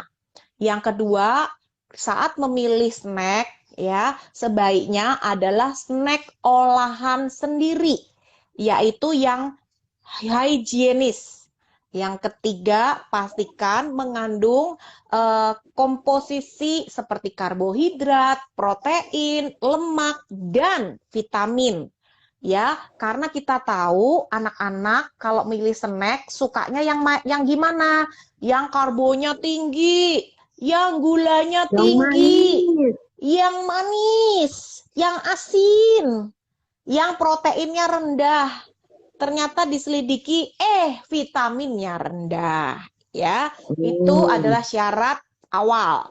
Nah, kita sebelum melanjutkan syarat berikutnya, para Mams boleh ketik pertanyaan Anda di chat bawah yang berhubungan dengan pemilihan Topik snack hari ini. pada anak sesuai topik hari ini. Kita tidak membahas MPASI, kita tidak akan menjawab tentang MPASI ya. Jadi akan kita bahas mengenai cemilan ya. Silakan Anda mulai menanyakan sambil menunggu pertanyaan Mams. Saya akan menjelaskan berikutnya. Syarat berikutnya menurut rekomendasi Ikatan Dokter Anak Indonesia adalah pemilihan snack yang pastikan bila Anda beli di luar itu expired date-nya jelas. Nah, tanggal kadaluarsanya itu kapan? Ya, kalau saya pernah tuh biasanya kita ya Dokter Ajeng kalau ke luar negeri biasanya makanan snack di luar negeri terutama Jepang itu expired date-nya biasanya 1 sampai 3 bulan. Jadi tidak bisa tahan lama. Nah, alangkah baiknya pilihlah makanan yang kadaluarsanya itu pasti agak lama atau yang fresh ya. Yang berikutnya pastikan sertifikatnya halal ya, tidak mengandung bahan tambahan pangan seperti formalin, borak, pewarna, rodamin, karena makanan yang mengandung pewarna itu dapat mencetuskan kanker ya di kemudian hari. Jangan mengandung asam salisilat, dubin dan lain-lain, itu pastikan. Dan kalau bisa jangan pilih junk food ya, karena junk food bukanlah snack rekomendasi Ikatan Dokter Anak Indonesia, ya. Berikutnya adalah pilihlah makanan yang mengenyangkan tetapi bertenaga, yaitu yang mengandung karbohidrat, protein, ya. Itu adalah sumber-sumber tenaga. Jangan lupa, snack yang mengandung serat pun sangat bagus buat kesehatan si kecil, ya. Dan pilih yang berwarna. Kadang-kadang anak-anak suka tuh yang menarik bentuknya, yang berwarna, itu yang mereka suka. Selain itu, pilihlah snack yang manis tapi sehat. Nah, manis yang sehat tuh gimana? Nanti ada contoh-contohnya, ya. Oke.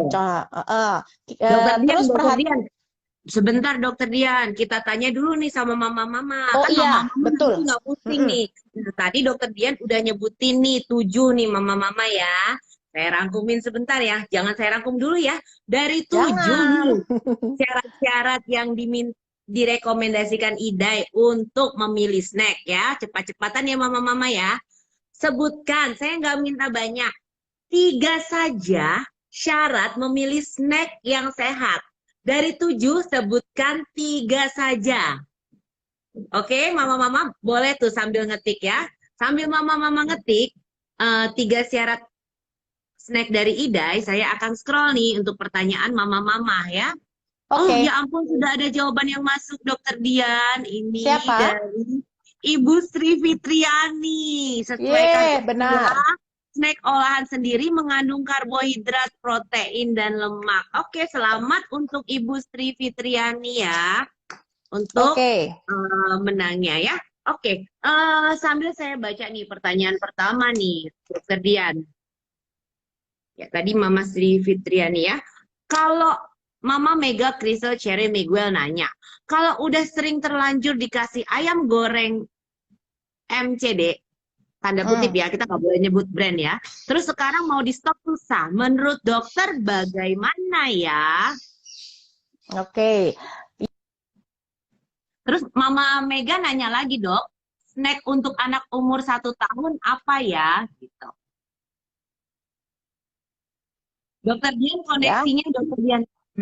Ya, barusan ada telepon masuk soalnya ya. Jadi anak di atas 12 bulan biasanya menyukai makanan yang gurih, renyah ya, dan asin ya. Nah, jadi bagaimana untuk menyikapinya? Sebenarnya tidak melulu kita ke tempat itu. Jadi kita bisa buat kudapan lain mirip seperti itu di rumah ya. Pastikan sebelumnya ya, pastikan serat itu juga ada. Jadi biasanya kita melatih anak-anak yang udah besar itu untuk kita memberikan buah dan sayur dulu, buah-buahan manis ya, buah-buahan segar, baru kita balik nih, baru kita kasih makanan seperti itu. Ya itu. Sebenarnya itu bisa juga ya menjadi solusi supaya anak nggak terus-terusan makan itu terus gitu, karena itu tidak sehat gitu. Sama Dokter Dian, ngomongin soal masalah rasa nih Dok, kenapa sih anak suka makanan cepat saji?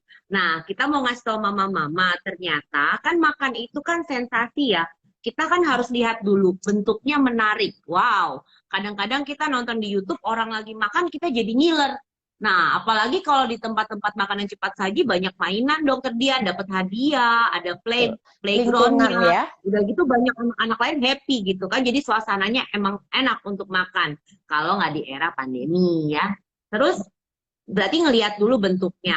Yang kedua cium, kan baunya harum, wow, kayaknya udah bikin lapar nih. Sebetulnya ada alasannya. Nah, sensori itu ada namanya bulbus olfaktori, indera penciuman. Jadi indera penciuman dan perasa penglihatan itu berhubungan juga dengan selera makan anak, Dokter Dian. Nah, masalah rasa nih, ada namanya taste bud. Taste bud itu sensasi untuk merasakan. Nah, apalagi anak-anak seneng yang gurih-gurih, yang kita sebut dengan umami. Nanti bakal kita bahas sendiri ya, Dokter Dian ya, soal masalah umami. Jadi sebetulnya nih, lidah itu kalau bagian ujung depan ini merasakan rasa manis. Kalau rasa asin itu di pinggiran lidah. Nah, sini sama sini. Nah, kalau rasa asam di kanan kiri samping. Kalau pahit di bagian belakang ya. Jadi begitu mama-mama. Nah, tadi ngomongin soal rasa. Berarti kan di sini dituntut kreativitasnya mama ya, Dok ya. Kalau misalnya nggak mau sering-sering jajan makanan cepat saji di luar, berarti mamanya harus berkreasi tentunya dengan tadi 7 syarat yang dokter Dian bilang. Harus sesuaikan usia, yaitu kenaikan teksturnya. Lalu harus olahan sendiri kalau bisa. Komposisinya harus sehat, mengandung mikronutrien dan makronutrien. Lalu harus baca expired date kalau emang kita beli di luar. Terus harus benar-benar jangan pilihnya yang asal, junk food kalau bisa dihindari ya. Terus harus benar-benar utamakan kandungannya, ada protein, ada seratnya juga harus diperhatikan. Nah, itu tadi dokter Dian bilang. Nah, sambil kita ke pertanyaan selanjutnya, dokter Dian, saya ada satu pertanyaan lagi nih buat mama-mama. Tadi dokter Dian bilang nih, makanannya kan harus sehat, tidak kalau bisa bersertifikat halal. Bukan kalau bisa ya, bersertifikat halal dan tidak mengandung bahan berbahaya, yaitu pewarna makanan, lalu ada pengawet, dan zat-zat kimia berbahaya. Pertanyaan saya adalah, apa zat pewarna berbahaya yang harus Mama baca di suatu kemasan produk snack yang akan Mama pilih untuk si kecil yang berbahaya dan tidak dianjurkan? Ya, ayo cepat dijawab. Untuk mendapatkan hadiah dari sponsor tetap kami hari ini adalah dari Bird Beyond. Wah, nggak rugi, sangat bermanfaat. Makanya ayo cepat jawab ya. Kita dapatkan giveaway dari Bird Beyond. Ya. Pemenangnya udah langsung keluar, dokter Dian. Oh, langsung keluar. Sangat bagus sekali ya. Rodamin. Ya, rodamin adalah pewarna pakaian ya, yang menyebabkan kanker pada anak-anak. Jangan pilih, hati-hati. Bagaimana kita bisa tahu itu rodamin? Gampang ya. Banyak itu rodamin ada di dalam saus-sausnya tukang mie ayam yang jual mie ayam bakso di pinggir jalan. Biasanya hati-hati, mereka menggunakan pewarna, gampang ngetesnya, taruh di tangan ya. Kalau kita mau milih saus yang baik ya, makanan yang mengandung warna rodamin seperti biasanya warna merah, oranye itu taruh aja di tangan ya. Biarkan sekitar 15 menit lalu bersihkan dengan tisu. Maka dia tidak akan hilang, ngecap warnanya. Itu bagaimana untuk ngetes sedikit. Oke, sambil kita tunggu koneksi dokter Dian ya. Jadi itu cara ngetesnya Mama, taruh di tangan, dilihat capnya hilang atau tidak ya. Oke, dokter Dian, ada lagi pertanyaan nih dari Mama. Ya. Dari Mama Sherly Octavia, seberapa sering boleh konsumsi makanan cepat saji seperti pizza, burger, paling 1 minggu boleh berapa kali? Ya, yang jelas makanan seperti itu tidak boleh terlalu sering diberikan ya. Ya sesekali, mungkin seminggu sekali, 2 kali sudah cukup saya rasa. Tetap lagi menurut rekomendasi Ikatan Dokter Anak Indonesia, makanan-makanan seperti itu bisa kita buat sendiri. Contoh pizza. Kalau mau makan pizza, pilih yang toppingnya buah. Kan ada tuh. Ya, jadi toppingnya tuh ada buahnya, ada dagingnya, itu bisa dipilih. Jadi pinter-pinter kita memilih aja ya. Memang model seperti itu, jadi minta request ke masnya untuk topping buah ya, itu yang direkomendasikan. Nah, seperti itu. Apalagi dokter Dian, kan mama-mama banyak juga nih yang work from home, terus lagi mendadak chef kan, karena di rumah kan jadi coba-coba resep baru ya. Nggak usah mama-mama, dokter-dokter juga teman-teman saya tiba-tiba jadi jago masak, dokter Dian, keren-keren. Nah, masalah bikin pizza nih, masalah dagingnya nih. Kalau bisa makanan sumber dagingnya itu benar-benar dari daging alami. Jadi mama bisa beli daging cincang di supermarket atau daging memang daging segar ya di pasar atau gimana. Tapi mama olah dulu. Kenapa nggak boleh kayak makanan kaleng? Karena kadar garam di makanan kaleng itu kayak daging-daging kalengan itu kadar garamnya tinggi loh. Sedangkan kalau untuk anak kan memang boleh garam di bawah 1 tahun pun boleh. Cuma jumlahnya kan tidak boleh berlebihan, ada kadar yang direkomendasikan sesuai dengan WHO gitu ya Mams ya. Jadi kalau mau daging, dagingnya daging beneran gitu. Ya, ini sekalian menjawab pertanyaan nih, banyak yang masuk, berapa gram garamnya ya, berapa cepat saji, berapa banyak ya, itu ya. Sekarang ya setidaknya ya kita tahu lah ya berapa banyaknya, itu berapa frekuensi sebaiknya makannya gitu. Oke, ya memang seperti ini penting sekali ya. Saya memang menyarankan para orang tua untuk banyak menimba ilmu atau banyak membaca ya. Kita tahu bahwa menjadi seorang orang tua itu tidak ada sekolahannya.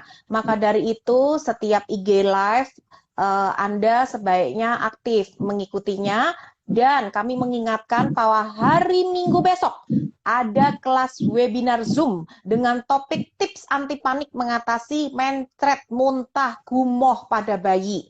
Karena tidak bisa disepelekan masalah tersebut. Itu adalah gangguan pencernaan yang paling sering terjadi pada anak-anak. Dan kita akan buka sampai ke dalam-dalam ya. Penjelasannya selama 2 jam kita akan jelaskan. Anda adalah orang yang beruntung yang sudah mendaftar webinar Zoom karena 25 orang pertama akan mendapatkan hadiah giveaway dari Bird Beyond. Banyak sekali. Bahkan dari sponsor kedua kami yaitu Interbat. Pastikan tanggal 13 besok hari Minggu jam 4 sore kita bergabung di webinar Zoom. Saya Jam sama 3, Dokter Dokter Ajeng, ya, Dokter 3, jam 3 ya. Daftar di Mbak Eci, lihat di IG story ya, jangan sampai Anda rugi karena kita tidak mungkin beri ilmu ecek-ecek ya. Kita akan jelaskan sampai ke dalam-dalam. Ilmu kesehatan anak sangatlah luas. Di kelas gudang ilmu, setiap 2 minggu sekali kita akan memberikan ulasan dan penjelasan sedetail mungkin, sedalam mungkin buat Anda orang awam supaya tahu bagaimana penanganan masalah kesehatan anak. Ingat, menjadi seorang tua tidak ada sekolahnya. Maka dari itu, niat baik kami mengadakan kelas online untuk sebaiknya para orang tua bergabung yuk, belajar. Kita sebagai orang tua harus berperhitungan untuk memiliki investasi dada ke atas alias ilmu ya. Ilmu kesehatan anak ini sangat luas. Maka dari itu besok sangat menarik banget topiknya, sayang kalau dilewatkan ya. Nggak ada lagi tuh WA chatting-chatting, Dokter Dian, anak saya muntah, sebaiknya gimana ya? Wah, ini kelihatan banget nih, nggak ngerti apa-apa. Terima kasih pada para bunda yang sudah mendaftar ya. Untuk kelas Zoom besok, dan saya lihat mereka adalah orang-orang yang orang tua yang memang care banget sama anaknya sampai benar-benar di kelas kita setiap topik selalu join ya. Jadi begitu sekilas mengingatkan aja webinar Zoom Minggu besok jam 4 sore. Pastikan Anda hadir ya. Jadi bedanya Zoom sama Instagram Live, kalau Instagram Live itu kan memang lebih santai dan waktunya terbatas. Kalau Zoom itu memang lebih ke private class ya, kayak lebih ke Zoom one and one. Jadi benar-benar satu persatu kita kupas dan satu persatu pertanyaan mama memang kita bahas sampai detail ya.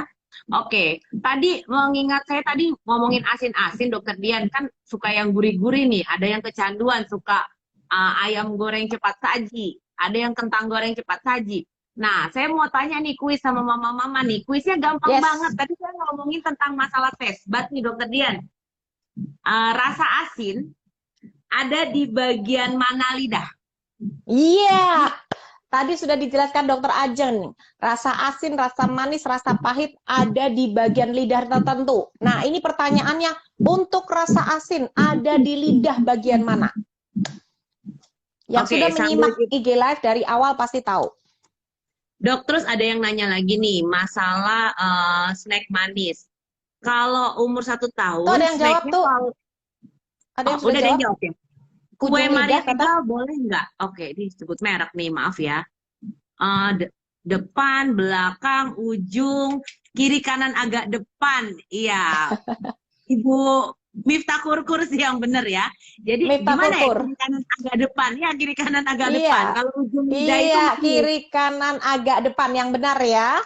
Ujung lidah ini untuk rasa manis. Ya. Kalau kiri kanan samping, kiri kanan. Kalau kiri kanan agak depan tuh masih di ujung pinggiran gini. Lengkungan ini ya. Jadi Ibu Miftah Kurkur ya. Ya, tadi itu Dok, mengenai kue-kue sejenis regal gitu ya, itu boleh nggak sih? Sebetulnya kan manis tuh, tapi anak-anak doyan gitu. Oh, boleh. Biskuit regal. Maaf, mereknya disebut. Itu dia, tapi nggak boleh nyebut merek, tapi kan ya udahlah, namanya gimana. Oke, jadi saya buka rahasianya ya, memilih biskuit. Nah, sebenarnya harus ada topik cara memilih biskuit pada bayi ya, Dok. Ini yang selalu saya jelaskan pada konsultasi MPASI ya. Beberapa ibu yang datang ke saya, Dokter Dian untuk milih biskuit ada nggak tipsnya? Ada ya. Biskuit itu macam-macam. Ada bentuk bulat-bulat, ada bentuk kerupuk, ada yang bentuknya bundar, padat, mentek ya. Kalau saran saya, pilihlah biskuit untuk awal 6 bulan itu pilih yang bentuk puff ya. Karena mereka kan masih butuh yang bentuknya kecil-kecil, mudah dimasukkan ke mulut dan cepat lumer. Bentuknya puff. Berarti Nah, bulat-bulat kecil, cair di kecil-kecil. mulut, Dok. Yes. Oke. Ya. Nanti dengan bertambahnya usia, yaitu usia 8 bulan ke atas, sebaiknya pilih biskuit yang bulat, bentek tuh bahasa Jawa padat ya. Jadi digenggamnya gampang dengan 1 tangan atau 2 tangan, karena kalau dilihat-lihat vitamin mineralnya kalau diperhatikan lebih banyak dibandingkan yang bentuknya seperti kerupuk-kerupuk. Jangan pilih yang modelnya seperti kerupuk crispy, crunchy. Aduh, nggak ada deh. Nggak ada apa ya, kandungan gizinya tuh agak kurang lah gitu. Nah, sekarang bagaimana dengan biskuit R? Boleh-boleh aja, nggak ada masalah gitu. Yang penting itu baik buat anak, kandungan vitamin, dan kita tahu itu biskuit udah lama, boleh-boleh aja dipilih, nggak ada salahnya ya. Itu untuk Dan masalah jangan pemilihan lupa, biskuit. Oke, dan jangan lupa mama-mama selalu lihat labelnya, lihat komposisinya. Kalau anak mama ada alergi makanan tertentu, contoh Ya. alergi susu sapi, alergi telur, coba dibaca ada ingredients yang bikin alergi nggak. Soalnya saya ada kasus Dokter Dian, gara-gara makan snack, akhirnya datang ke saya mukanya bengkak-bengkak, badannya merah-merah. Oh, ternyata ada alergi ya. Terus lihat, jangan lupa tadi Dokter Dian sempat bilang masalah expired date ya. Terus kandungannya tidak boleh mengandung kandungan bahan berbahaya seperti pewarna, pengawet makanan dengan kadar berlebihan. Nah, itu harus mama baca ya. Dok, ini pertanyaan lagi nih, Dok. Kalau snack biasanya saya kasih puding ada telur. Nah, dari Mama Sri Fitriani. Kabocha, jagung dan santan. Kalau dikulkasin, Dok, saya bikin begitu, sebetulnya tahan berapa lama ya? Oh, kalau di kulkas biasanya sih 1-2 hari saya rasa cukup ya gitu. Sebaiknya sih memang segala sesuatu makanan buatnya pagi, malam habis lah, segera habis ya. Bener banget Ibu. Itu adalah trik buat snack yang bagus. Contoh nih, puding. Buat puding, pudingnya udah mateng, masukin susu bubuknya ya, atau masukin susu bubuknya, ditambah lagi dikasih roti tawar kentang, roti tawar kentang. Wah, setelah itu ditambah lagi biskuit di dalamnya, mantap deh. Nanti kalau udah terus didinginkan di cetakan yang bagus. Mungkin cetakannya bentuk panda-panda, boneka-boneka atau bentuk mobil. Setelah itu Anda buat fla. Fla itu untuk kandungan lemak. Bolak-balik Dokter Dian bilang kalau MPASI atau membuat snack pastikan ada karbohidrat, protein, lemak, dan vitamin mineral. Contoh yang baru saya sebut ini cara pembuatan puding berkualitas tanda kutip. Itulah yang perlu Anda tahu. Banyak orang tua buat pudingnya asal buat pudingnya baby, nggak usah sebut merek. Baby udah taruh cetakan, dinginin. Oh salah. Kalau saya itu puding baby udah mateng, matikan, baru masukin susu bubuknya, ya, baru ditambah keju mungkin boleh, ditambah biskuit kentang, biskuit atau roti tawar kentang di dalamnya. Bayangin aja berapa kalori itu di dalam, ya. Udah gitu nanti ya, didinginin, ditaruh kulkas, kan udah dingin tuh. Siapa anak nolak kalau anaknya dingin-dingin? Pasti kan seneng. Cuman maksudku, begitu waktu mau menyajikan, diamkan dulu 10-15 menit biar dinginnya nggak terlalu dingin, baru dikonsumsi. Nah, sebelum dikonsumsi, taburin dulu fla. Kita tahu fla itu mengandung lemak, protein tinggi banget. Nah, itu adalah salah satu trik yang biasa sering saya selipkan di konsultasi MPASI bersama saya, cara meningkatkan berat badan si kecil. Nah, itu caranya seperti itu. Itu salah satu contoh snack yang berkualitas dan bervitamin, bergizi. Oke, nah itu menjawab pertanyaan Mama ya, tadi yang nanya contoh snack yang bergizi itu yang seperti apa. Semoga jelas ya, Ma. Jadi jangan cuma dikasih snack, tapi tujuan kita memberikan snack itu apa sih? Kita kan mau memberikan tambahan kalori buat si kecil dan tentu saja mau memberikan kandungan gizi yang seimbang, yang tidak hanya karbohidrat atau rasa manis saja, tapi ada proteinnya, ada lemaknya, dan ada vitamin dan mineral. Nah, kalau anaknya suka yang asin-asin, boleh tuh. Jadi selain misalnya anak yang sudah bisa makan kentang goreng, berarti cocolannya ya Dokter Dian ya, bisa dari saus Betul. keju, dikasih daging cincang di blender, dicampur saus kejunya. Jadi ada proteinnya, ada lemaknya, ada karbohidratnya. Nah, Boleh. bagaimana Dok dengan pertanyaan Ibu Ratna Fitriana? Kalau saya bikin snack anak 7 bulan, saya pakai susu UHT Dok, dimasak.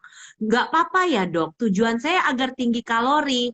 Wah, pernah kita Wah, bahas ya Dokter Dian, pernah masalah kita bahas. versus UHT.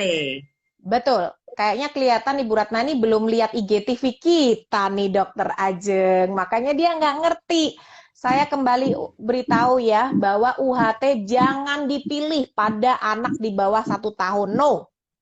Ya, tetap pilih susu formula atau ASI ya untuk menambahkan di makanan si kecil. Nah, terus juga sekalian ada pertanyaan dari Ibu Ana Ratri sekalian nih ya, Dok, kalau pudingnya dengan susu UHT dimasak aman enggak? UHT bukan untuk dimasak. Jadi begitu UHT puding itu pudingnya udah mateng, baru UHT-nya masukin. Jangan dipanasin terlalu lama. Salah, rusak itu susu. Ya, jangan ya. Nah, UHT saya sarankan tidak dipilih pada anak di bawah 1 tahun. Kenapa? Kenapa Dokter Ajeng? karena tidak ada kandungan vitamin dan mineral. Lalu kalorinya sangat kecil dibandingkan dengan susu formula atau ASI. Jadi balik lagi kembali ke tujuan mama apa? Kalau tujuannya menggunakan UHT agar tinggi kalori, jelas tujuan tidak akan tercapai ya. Nanti untuk lebih jelasnya mama boleh tonton IGTV judulnya susu formula versus susu UHT. Nah, itu setelah anak lulus ASI eksklusif ya, Mams ya. Itu bisa dilihat di Instagram saya atau di Instagram Dokter Dian, Dok Ajeng atau Dian Pratama MD. Dan untuk Mama Ana Ratri, tadi benar, UHT sendiri adalah ultra high pasteurisasi. Jadi sudah dipanaskan dengan suhu sangat tinggi. Nah, kalau kita panasin lagi, apa dong? Ultra high, proteinnya, ikatan proteinnya kan udah nggak ada ikatan lagi nantinya. Gitu. Ya, rusak. Ya. Oke. Ada pertanyaan lagi, Dokter Dian. Tapi sebelum saya ngasih pertanyaan ke Mama, saya mau ngasih pertanyaan nih ke Mama. Saya mau bagi-bagi hadiah. Kuis keempat. Ayo disimak bener-bener ya, yang dengerin dari awal. Gampang banget Dokter Dian. Jadi saya pertanyaan tuh bisa mundur ke belakang, bisa tiba-tiba di tengah ya. Tadi Dokter Dian sempat ngomongin tentang finger food nih, makanan yang si kecil, camil-camil, pakai jari sendiri. Sebetulnya kan ada nih sekarang kan BLW yang sebetulnya tidak disarankan IDA ya, Ikatan Dokter Anak Indonesia, di mana dari usia 6 bulan udah boleh finger food nih. Nah, sebetulnya kan kita pemberian makan tekniknya kan responsive feeding, bukan BLW, baby led weaning. Oke, berarti saya mau tanya ke Mama, usia berapa anak boleh diberikan finger food? Oke? Ayo cepat jawab, dapatkan giveaway dari Birth Beyond, sponsor utama kita pada hari ini dan sponsor kita saat webinar Zoom hari Minggu besok ya. Bagi Anda yang sudah mendaftar, 25 pendaftar akan pasti mendapatkan tanpa diundi bingkisan dari Birth Beyond di webinar Zoom kita di kelas gudang ilmu ya. Sudah menang, jadi tidak boleh menang lagi ya Bu ya, cukup satu kali menang saja. Jadi 9 bulan ke atas, yang benar adalah Ibu Ica Yuni. Ica Yuni, selamat Ibu Ica ya, menyimak dari awal. Thank you so much, Anda Ibu hebat, sudah menyimak dari awal sampai akhir IG Live kita, pasti bisa jawab pertanyaan. Birth Beyond lagi bagi-bagi banyak hadiah nih hari ini ya. Oke. Nah, ini Mama Indira nanya, kalau bayi 10 bulan snacknya hanya puree buah, apakah sudah mencukupi? Mama tadi tadi kan udah dibahas Dokter Dian. Syarat dari snack adalah mengandung karbohidrat, protein, lemak, dan serat dan mineral ya. Yes. Kalau buah itu apa isinya? Bah, buah nggak ngangkat berat badan, buah nggak untuk tinggi badan, Mams, buah nggak untuk otak, ya. Fruktosa Jadi, aja, Mam. Jadi hanya nggak ada fruktosa. makronutrien, Kebanyakan tidak ada serat, anaknya nggak mau makronutriennya ya. makan nanti. Ya, Jadi jangan, kebanyakan serat, Mams. vitamin mineral, tapi tidak ada karbohidrat lain selain fruktosa, lalu tidak ada proteinnya dan tidak ada lemak. Sedangkan ingat Pure loh, buah, Mam. pure buah boleh, tapi cukup 1 kali. Jadi gini, Mams, kan kita perjanjian kita memberikan snack itu 2 sampai 3 2 kali sampai per 3 hari. kali. Ya, pure buahnya 1 kali aja, Mams. Lainnya jangan. Jangan pure buah, terus, aduh, nggak kita saranin deh, gitu. Coba 10 bulan loh anaknya loh. Bisa loh dia makan kroket kentang daging keju. Enak banget. Waduh. Buat aja mashed potato. Mashed potato, yaitu kentang yang lembut, dikasih keju, kasih daging cincang. Nah, itu bisa tuh. Enak, bergizi. Pure buahnya siang, kroketnya pagi. Nah, gitu. Nah, ngomongin soal masalah daging-dagingan nih, Dok, makanan enak nih. Mama Sherly Octavia 86 mau nanya, Dok, kalau saya bikin anak spaghetti, saya beli di swalayan, tinggal kita rebus, apa termasuk aman untuk anak usia 4 tahun? Oh, 4 tahun, ya boleh. Aman. Boleh. Ya, next. Pertanyaannya banyak banget. Banyak nih ya, saya coba buka question box ya, sebentar. Tadi ada question box. Tadi. Dok, nah ini dari Ibu Prastuti Mike. Boleh nggak anak dikasih mie instan, bumbunya buat sendiri dari bawang yang kita racik sendiri? Bubur instan, ya. Bubur instan Bukan, atau Dok. mie? Mie instan, saya. Iya, no. Jadi Saranku, mie-nya bikin mie sendiri. ayam, ya, buat sendiri, ya. Gitu. Karena gini, Mam, kalau mie instan, kita bukan masalah apa sih. Kan ada kadar pengawet, kadar perasa, sama pewarna makanannya kan untuk anak kan belum disesuaikan. Lagi pula, jangankan untuk anak, untuk dewasa saja, bila kita cerna, baru benar-benar tercerna itu setelah 3 hari. Gitu. Dan lagian kan komposisinya kandungannya hanya karbohidrat saja. Jadi kalau mama mau, kayak ada pasien saya, Dok, dia bikin mie. Jadi mamanya Ata nih, wow keren nih. Jadi dia Oh. bikin mie sendiri sampai anaknya makannya, jadi dia bikin sendiri dari terigu, dia bikin, terus dia bikin dagingnya dari daging ayam dimasak. Jadi Wow. benar-benar kalau bikinan sendiri kan nggak ada pengawet, nggak pakai pewarna, jadi benar-benar terkontrol dan di dalam dikasih mie bukan cuma mie doang, tapi ada dagingnya, ada minyak ayamnya, jadi ada kandungan lemak, ada proteinnya, dan tentunya bumbunya dikasihnya yang alami gitu, ya. Benar sekali, benar sekali. Pokoknya inget ya, Mams, buat snack kudu enak, baunya wangi, ya, rasanya sedep, ya. Makan MPASI juga harus begitu. Kuncinya gitu. Percuma kalian beli buku MPASI di mana-mana. Percuma browsing sana sini. Kalau ngasih makannya itu biasanya kalau kita buat snack atau MPASI itu sebenarnya seni. Ya, pinter-pinternya kita aja masukin penyedap atau aromanya biar enak tuh bagaimana. Itu yang disuka anak-anak, ya. Ada pertanyaan lagi, Dokter Dian, dari Yes. Ibu Novita Endah KW. Snack yang cocok untuk bayi 6 bulan, contohnya apa? Tadi kan udah dikasih contoh sih sama Dokter Dian. Pudingnya udah boleh dikasih belum? Umur 6 Boleh. bulan. Boleh ya, cuma teksturnya mah ingat ya. Jadi balik lagi, makanan harus disesuaikan dengan usia bayi. Usia. Karena ada namanya tekstur harus disesuaikan. Itu berhubungan dengan kemampuan oromotor bayi. Jadi Ya. makan itu ada namanya koordinasi oromotor, yaitu kalau pada bayi menyusui itu mengisap dan menelan saja. Lalu kalau pada makan sudah ada namanya fungsi mengunyah. Termasuk lidahnya bisa ke kanan, ke kiri atau enggak gitu. Nah, makanya naiknya bertahap. Terus kadang-kadang mama-mama gini, saya takut naikin tekstur, Dok, belum tumbuh gigi, Dok. Nah, ini ada pertanyaan kayak gini. Tidak ya. tumbuh gigi, lupakan gigi. Bodoh amat gigi mau tumbuh kapan, lupakan dia ya. Karena gigi tidak berpengaruh terhadap level peningkatan tekstur makanan ya. Kita meningkatkan tekstur makanan berdasarkan usia. Ayo, saya selalu bilang, umur 7 bulan udah makan bubur kasar belum? Belum, Dokter Dian. Ayo sekarang mulai. Jangan ngikutin numbuh gigi. Banyak pasien saya usia 12 bulan, Dokter Ajeng, giginya belum tumbuh. Tapi hebat, udah makan nasi. Nah loh, kok bisa? Sebenarnya, Mams perlu tahu, gigi itu sudah ada di balik gusi. Udah ada gigi. Cuman nongolnya yang terlambat. Buktinya banyak bayi 12 bulan, 13 bulan gigi belum tumbuh bisa makan nasi, bisa gigit tangannya mamahnya, bisa gigit putingnya mamahnya, sakit sekali. Kenapa? Karena gigi itu sebenarnya benihnya udah ada, cuma nongolnya terlambat. Dokter Dian selalu jelaskan, umur 7 bulan, ayo sudah saatnya bubur kasar, nggak boleh mundur. 8 bulan, ayo sudah saatnya mulai agak teksturnya dipadatkan.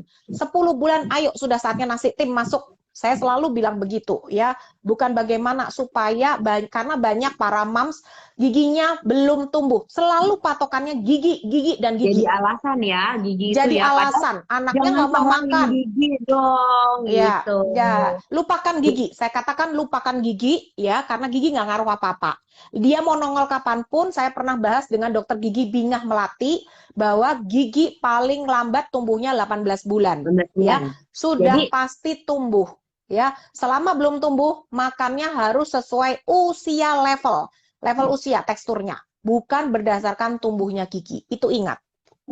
sama kita harus mengingatkan Dokter Dian buat mama-mama kalau usia 6-9 bulan adalah kita sebut dengan periode kritis oromotor, di mana di situ tekstur harus ditingkatkan supaya di kedepannya, di kemudian hari tidak ada masalah-masalah makan, tidak ada masalah ngemut, nggak ada masalah ngelepeh-ngelepeh, nggak ada masalah kunci mulut GTM. Jadi kuncinya adalah kenaikan tekstur di usia 6-9 bulan ya.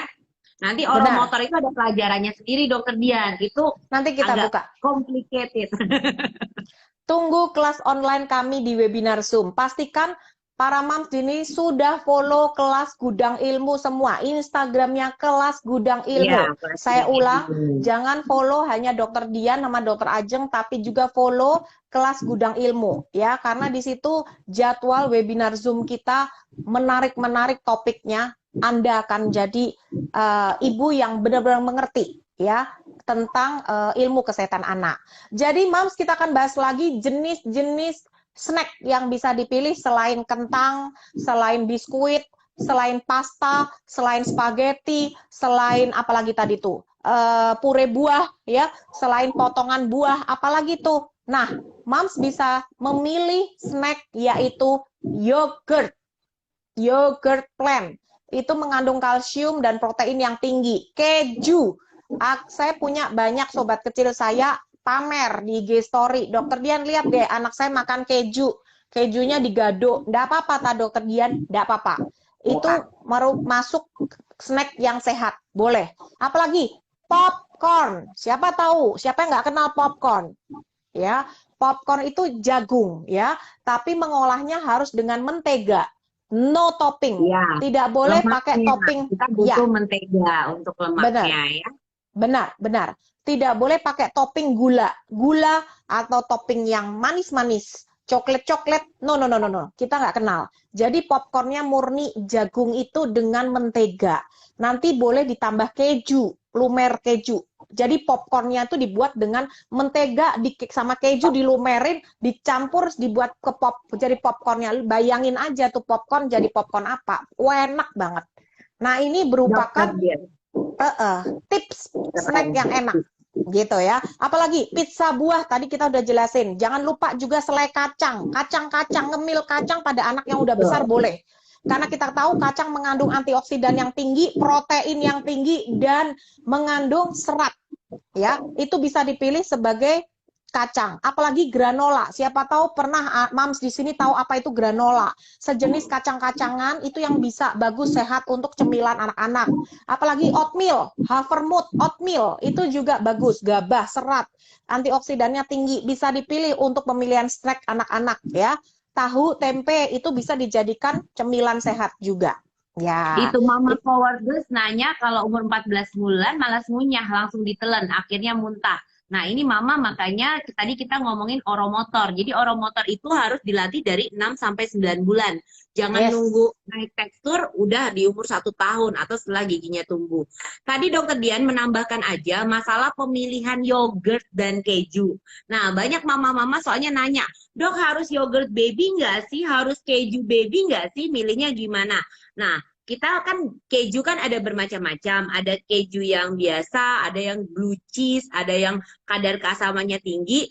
Nah, mama-mama sesuaikan, kalau bayi jangan dikasih yang baunya terlalu ekstrim. Jadi kan kadang yang blue cheese itu kan memang enak banget, tapi baunya terlalu ekstrim dan rasanya terlalu pahit. Nah, itu terlalu merangsang untuk rasanya, taste budnya anak. Jadi pakai keju yang biasa aja. Kan ada keju cheddar ya, bisa untuk diparut atau dibeltetin. Terus tadi masalah yogurt, Mama jangan lupa kadar keasaman yogurt. Jadi yogurt itu memang baik sekali komposisinya, tapi pilihlah jangan yang terlalu asam. Lalu yogurt itu ada juga namanya cold chain, yaitu rantai dingin. Dimana kalau rantai dinginnya rusak, probiotik atau bakteri baik yang ada di dalam yogurtnya sudah rusak. Jadi pada saat Mama membeli dari supermarket atau dari mana, pastikanlah itu dingin dan sampai ke rumah itu tetap dingin gitu. Jadi kalau beli ya minta itunya es bekunya sama petugasnya gitu. Ya, benar. Ya. Benar sekali. Dalam pemilihan yogurt itu harus diketahui. Ini sangat penting, penting sekali ya. Begitu. Itu adalah Dokter Dian, beberapa pertanyaan terakhir. Dokter Dian mau tanya apa ke Mama? Satu pertanyaan terakhir. Apa kuis buat mama-mama sekalian nih dari Dokter Dian? Ada kuis apa nih? Ayo ketik 4 contoh snack. Iya, yang sehat. 4 aja deh ngetiknya. Ayo cepetan buruan. Satu pemenang lagi mendapatkan giveaway dari Bird Beyond ya, sponsor utama kita pada sore hari ini. Saya kembali mengingatkan untuk Anda tidak menyesal ya untuk daftar di kelas webinar Zoom kita. Topik besok adalah gangguan pencernaan yang umum terjadi pada anak-anak ya. Tidak lagi chatting-chatting WA Dokter Dian nanya-nanya ya. Dari Mama Cindy Novita, tempe keju popcorn ya. Oke, siapa? Mama Cindy Novita double A, Novita A. Oke, selamat ya Mama Cindy Novita. Nah, ini kalau Mama DRW Skincare Mami Kelv, pertanyaan terakhir ya, kalau ada alergi protein susu sapi selain keju dan yogurt untuk cemilan apa ya dok? Tadi sudah dijelaskan, bisa proteinnya sendiri dari daging, lemaknya kalau tidak boleh mentega berarti boleh margarin. Jadi kita harus belajar Mams, jadi kita harus belajar, jadi jangan kita, karbohidrat harus nasi. Oke, tidak boleh produk susu. Berarti kita harus cari sumber protein lain dari mana, sumber lemak lain dari mana ya. Dokter Dian, nih waktunya Dokter Dian udah hampir habis. Selalu kita dibatasi oleh waktu, nggak berasa. Inilah nggak enaknya IG Live. Padahal aku pengen masih bareng-bareng para moms yang aku sayangi di sini. Ini nggak senengnya. Makanya kita buka kelas webinar Zoom untuk para moms menggali dan mendalami ilmu kesehatan anak yang sangat rumit. Wah, tapi kita akan membuat yang rumit itu menjadi mudah. Penanganan apa? Diare, muntah, gumoh di rumah.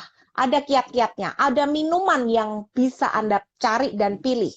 Ya, pastikan Anda hadir karena 25 pendaftar pertama akan mendapatkan hadiah giveaway menarik sekali dari sponsor utama kita yaitu Bird Beyond sama Interbat. Nggak akan nyesel, bener nggak akannya. Interlak ya, Interbat ya. Kita akan mendapatkan giveaway tanpa diundi, langsung nyampe ke rumah Anda beberapa hari kemudian. Pastikan daftar di kelas Zoom online kita, dapatkan ilmunya, dapatkan juga hadiahnya ya. Terima kasih kepada Bird Beyond sebagai sponsor utama kami. Ya, sahabat kami saat ini, terima kasih Bird Beyond sudah bagi berkat. Kita akan membagi untuk 5 pemenang lagi, nanti tunggu. Gimana Dokter Ajeng syaratnya? Jadi nanti mama-mama, ini untuk 5 pemenang kuis, nanti akan kita umumkan. Lalu 5 lagi, mama-mama yang bisa membuat rangkuman singkat, cepet-cepetan rangkuman singkat. Cepet-cepetan, ya. Ya, nanti kita pilih. Jadi rangkumannya singkat, padat, jelas. Terus di rangkuman itu, rangkumlah Instagram ini hanya dalam 5 kalimat. Susah ya, Oke. susah berat ya. Lalu Mama sampaikan Hanya ide. 5 kalimat ya. Hanya 5 kalimat. kalimat. Terus Contoh, tadi ada Dok. Mama Mimi Gororia, terima kasih Mam, dapat ide mau bikin cemilan apa buat Salma. Nah, Sip. Mama kasih satu ide cemilan apa yang Mama mau bikin untuk anak Mama.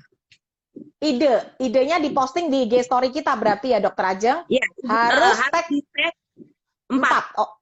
4 akun. Dok Ajeng, Dok Dian Pratama, MD, kelas Gudang Ilmu, dan Bird Beyond. tag Bird Beyond ya. Jadi tag keempat akun ini lalu sharing kira-kira ide apa pembuatan snack yang simple, bergizi, enak, lezat untuk si kecil. Nah, kirim ke kita ya. Tag 4 akun ini. Kalau kurang 1 nggak akan kita menangkan ya. Jadi harus 4. Gitu. Segera acara ini selesai, segera posting ya, karena siapa yang cepat itu yang dapat. 5 pemenang ya Dokter Ajeng ya. Jadi total ada 10 pemenang dari Bird Beyond hari ini, 5 si pemenang kuis. Yang pemenang kuis nggak boleh ikutan lagi ya, nggak boleh. Harus berbagi buat mereka yang belum dapat, adil. Nah, yang belum beruntung 5 saya tunggu kesimpulan cara pembuatan snack yang simple ya, 5 ya, 5 pemenang. Sama tadi, jadi kesimpulan IGTV hari ini dalam 5 kalimat sederhana aja lah. Pokoknya jangan panjang-panjang, terus ide untuk membuat snack sehat buat si kecil. Mau bikinin apa buat si kecil, gitu. Ya, gitu ya. Ayo, dapatkan hadiahnya untuk 5 pemenang lagi. Kami tunggu. Sampai jam berapa kita tunggunya ya? Sampai jam 10 malam aja ya? Sampai jam 8 malam deh kita tunggu. Ya, Oke, mama-mama, nggak terasa waktu kita sudah hampir habis. Tetap jaga kesehatan ya, mama-mama. Kenapa? Karena angka COVID-19 makin meningkat. Terus hati-hati ya, di Asia Pasifik, Indonesia kasus COVID pada anak paling tinggi. Lalu hari Minggu besok, tanggal 13 Desember, jangan lupa ada webinar kelas Gudang Ilmu tentang gejala pencernaan pada anak, Gangguan. jadi muntah dan diare, jadi gangguan pencernaan pada anak. Di situ kita mau nih ajarin mama-mama gimana sih jadi dokter di rumah. Bukan mau jadi dokter, tapi bagaimana menjadi ibu bijak yang tahu harus berbuat apa. Jadi jangan keburu panik, tapi tahu apa yang harus dilakukan kalau anak muntah, mencret atau gumoh. Dan tahu bukan sekedar hanya tahu, tapi tahu apa yang harus diberikan sebagai pertolongan pertama di rumah. Lalu bagaimana cara memberikannya? Perhitungannya seperti apa? Jadi benar-benar detail, kayak cairan pengganti itu yang macam apa, diberikan seberapa banyak. Lalu juga untuk apa yang harus dihindari, apa yang boleh dimakan, apa yang tidak boleh dimakan.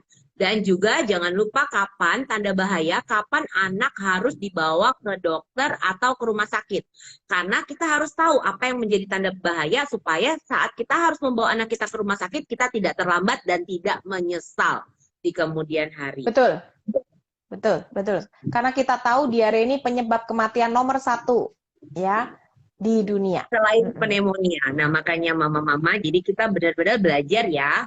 Karena belajar untuk menjadi ibu itu tidak ada sekolahnya. Jadi kita harus belajar terus-menerus. Sumber bisa dari mana-mana, bisa dari buku, dari internet, dari IG Live, dari webinar ya. Tetap semangat di rumah mama-mama.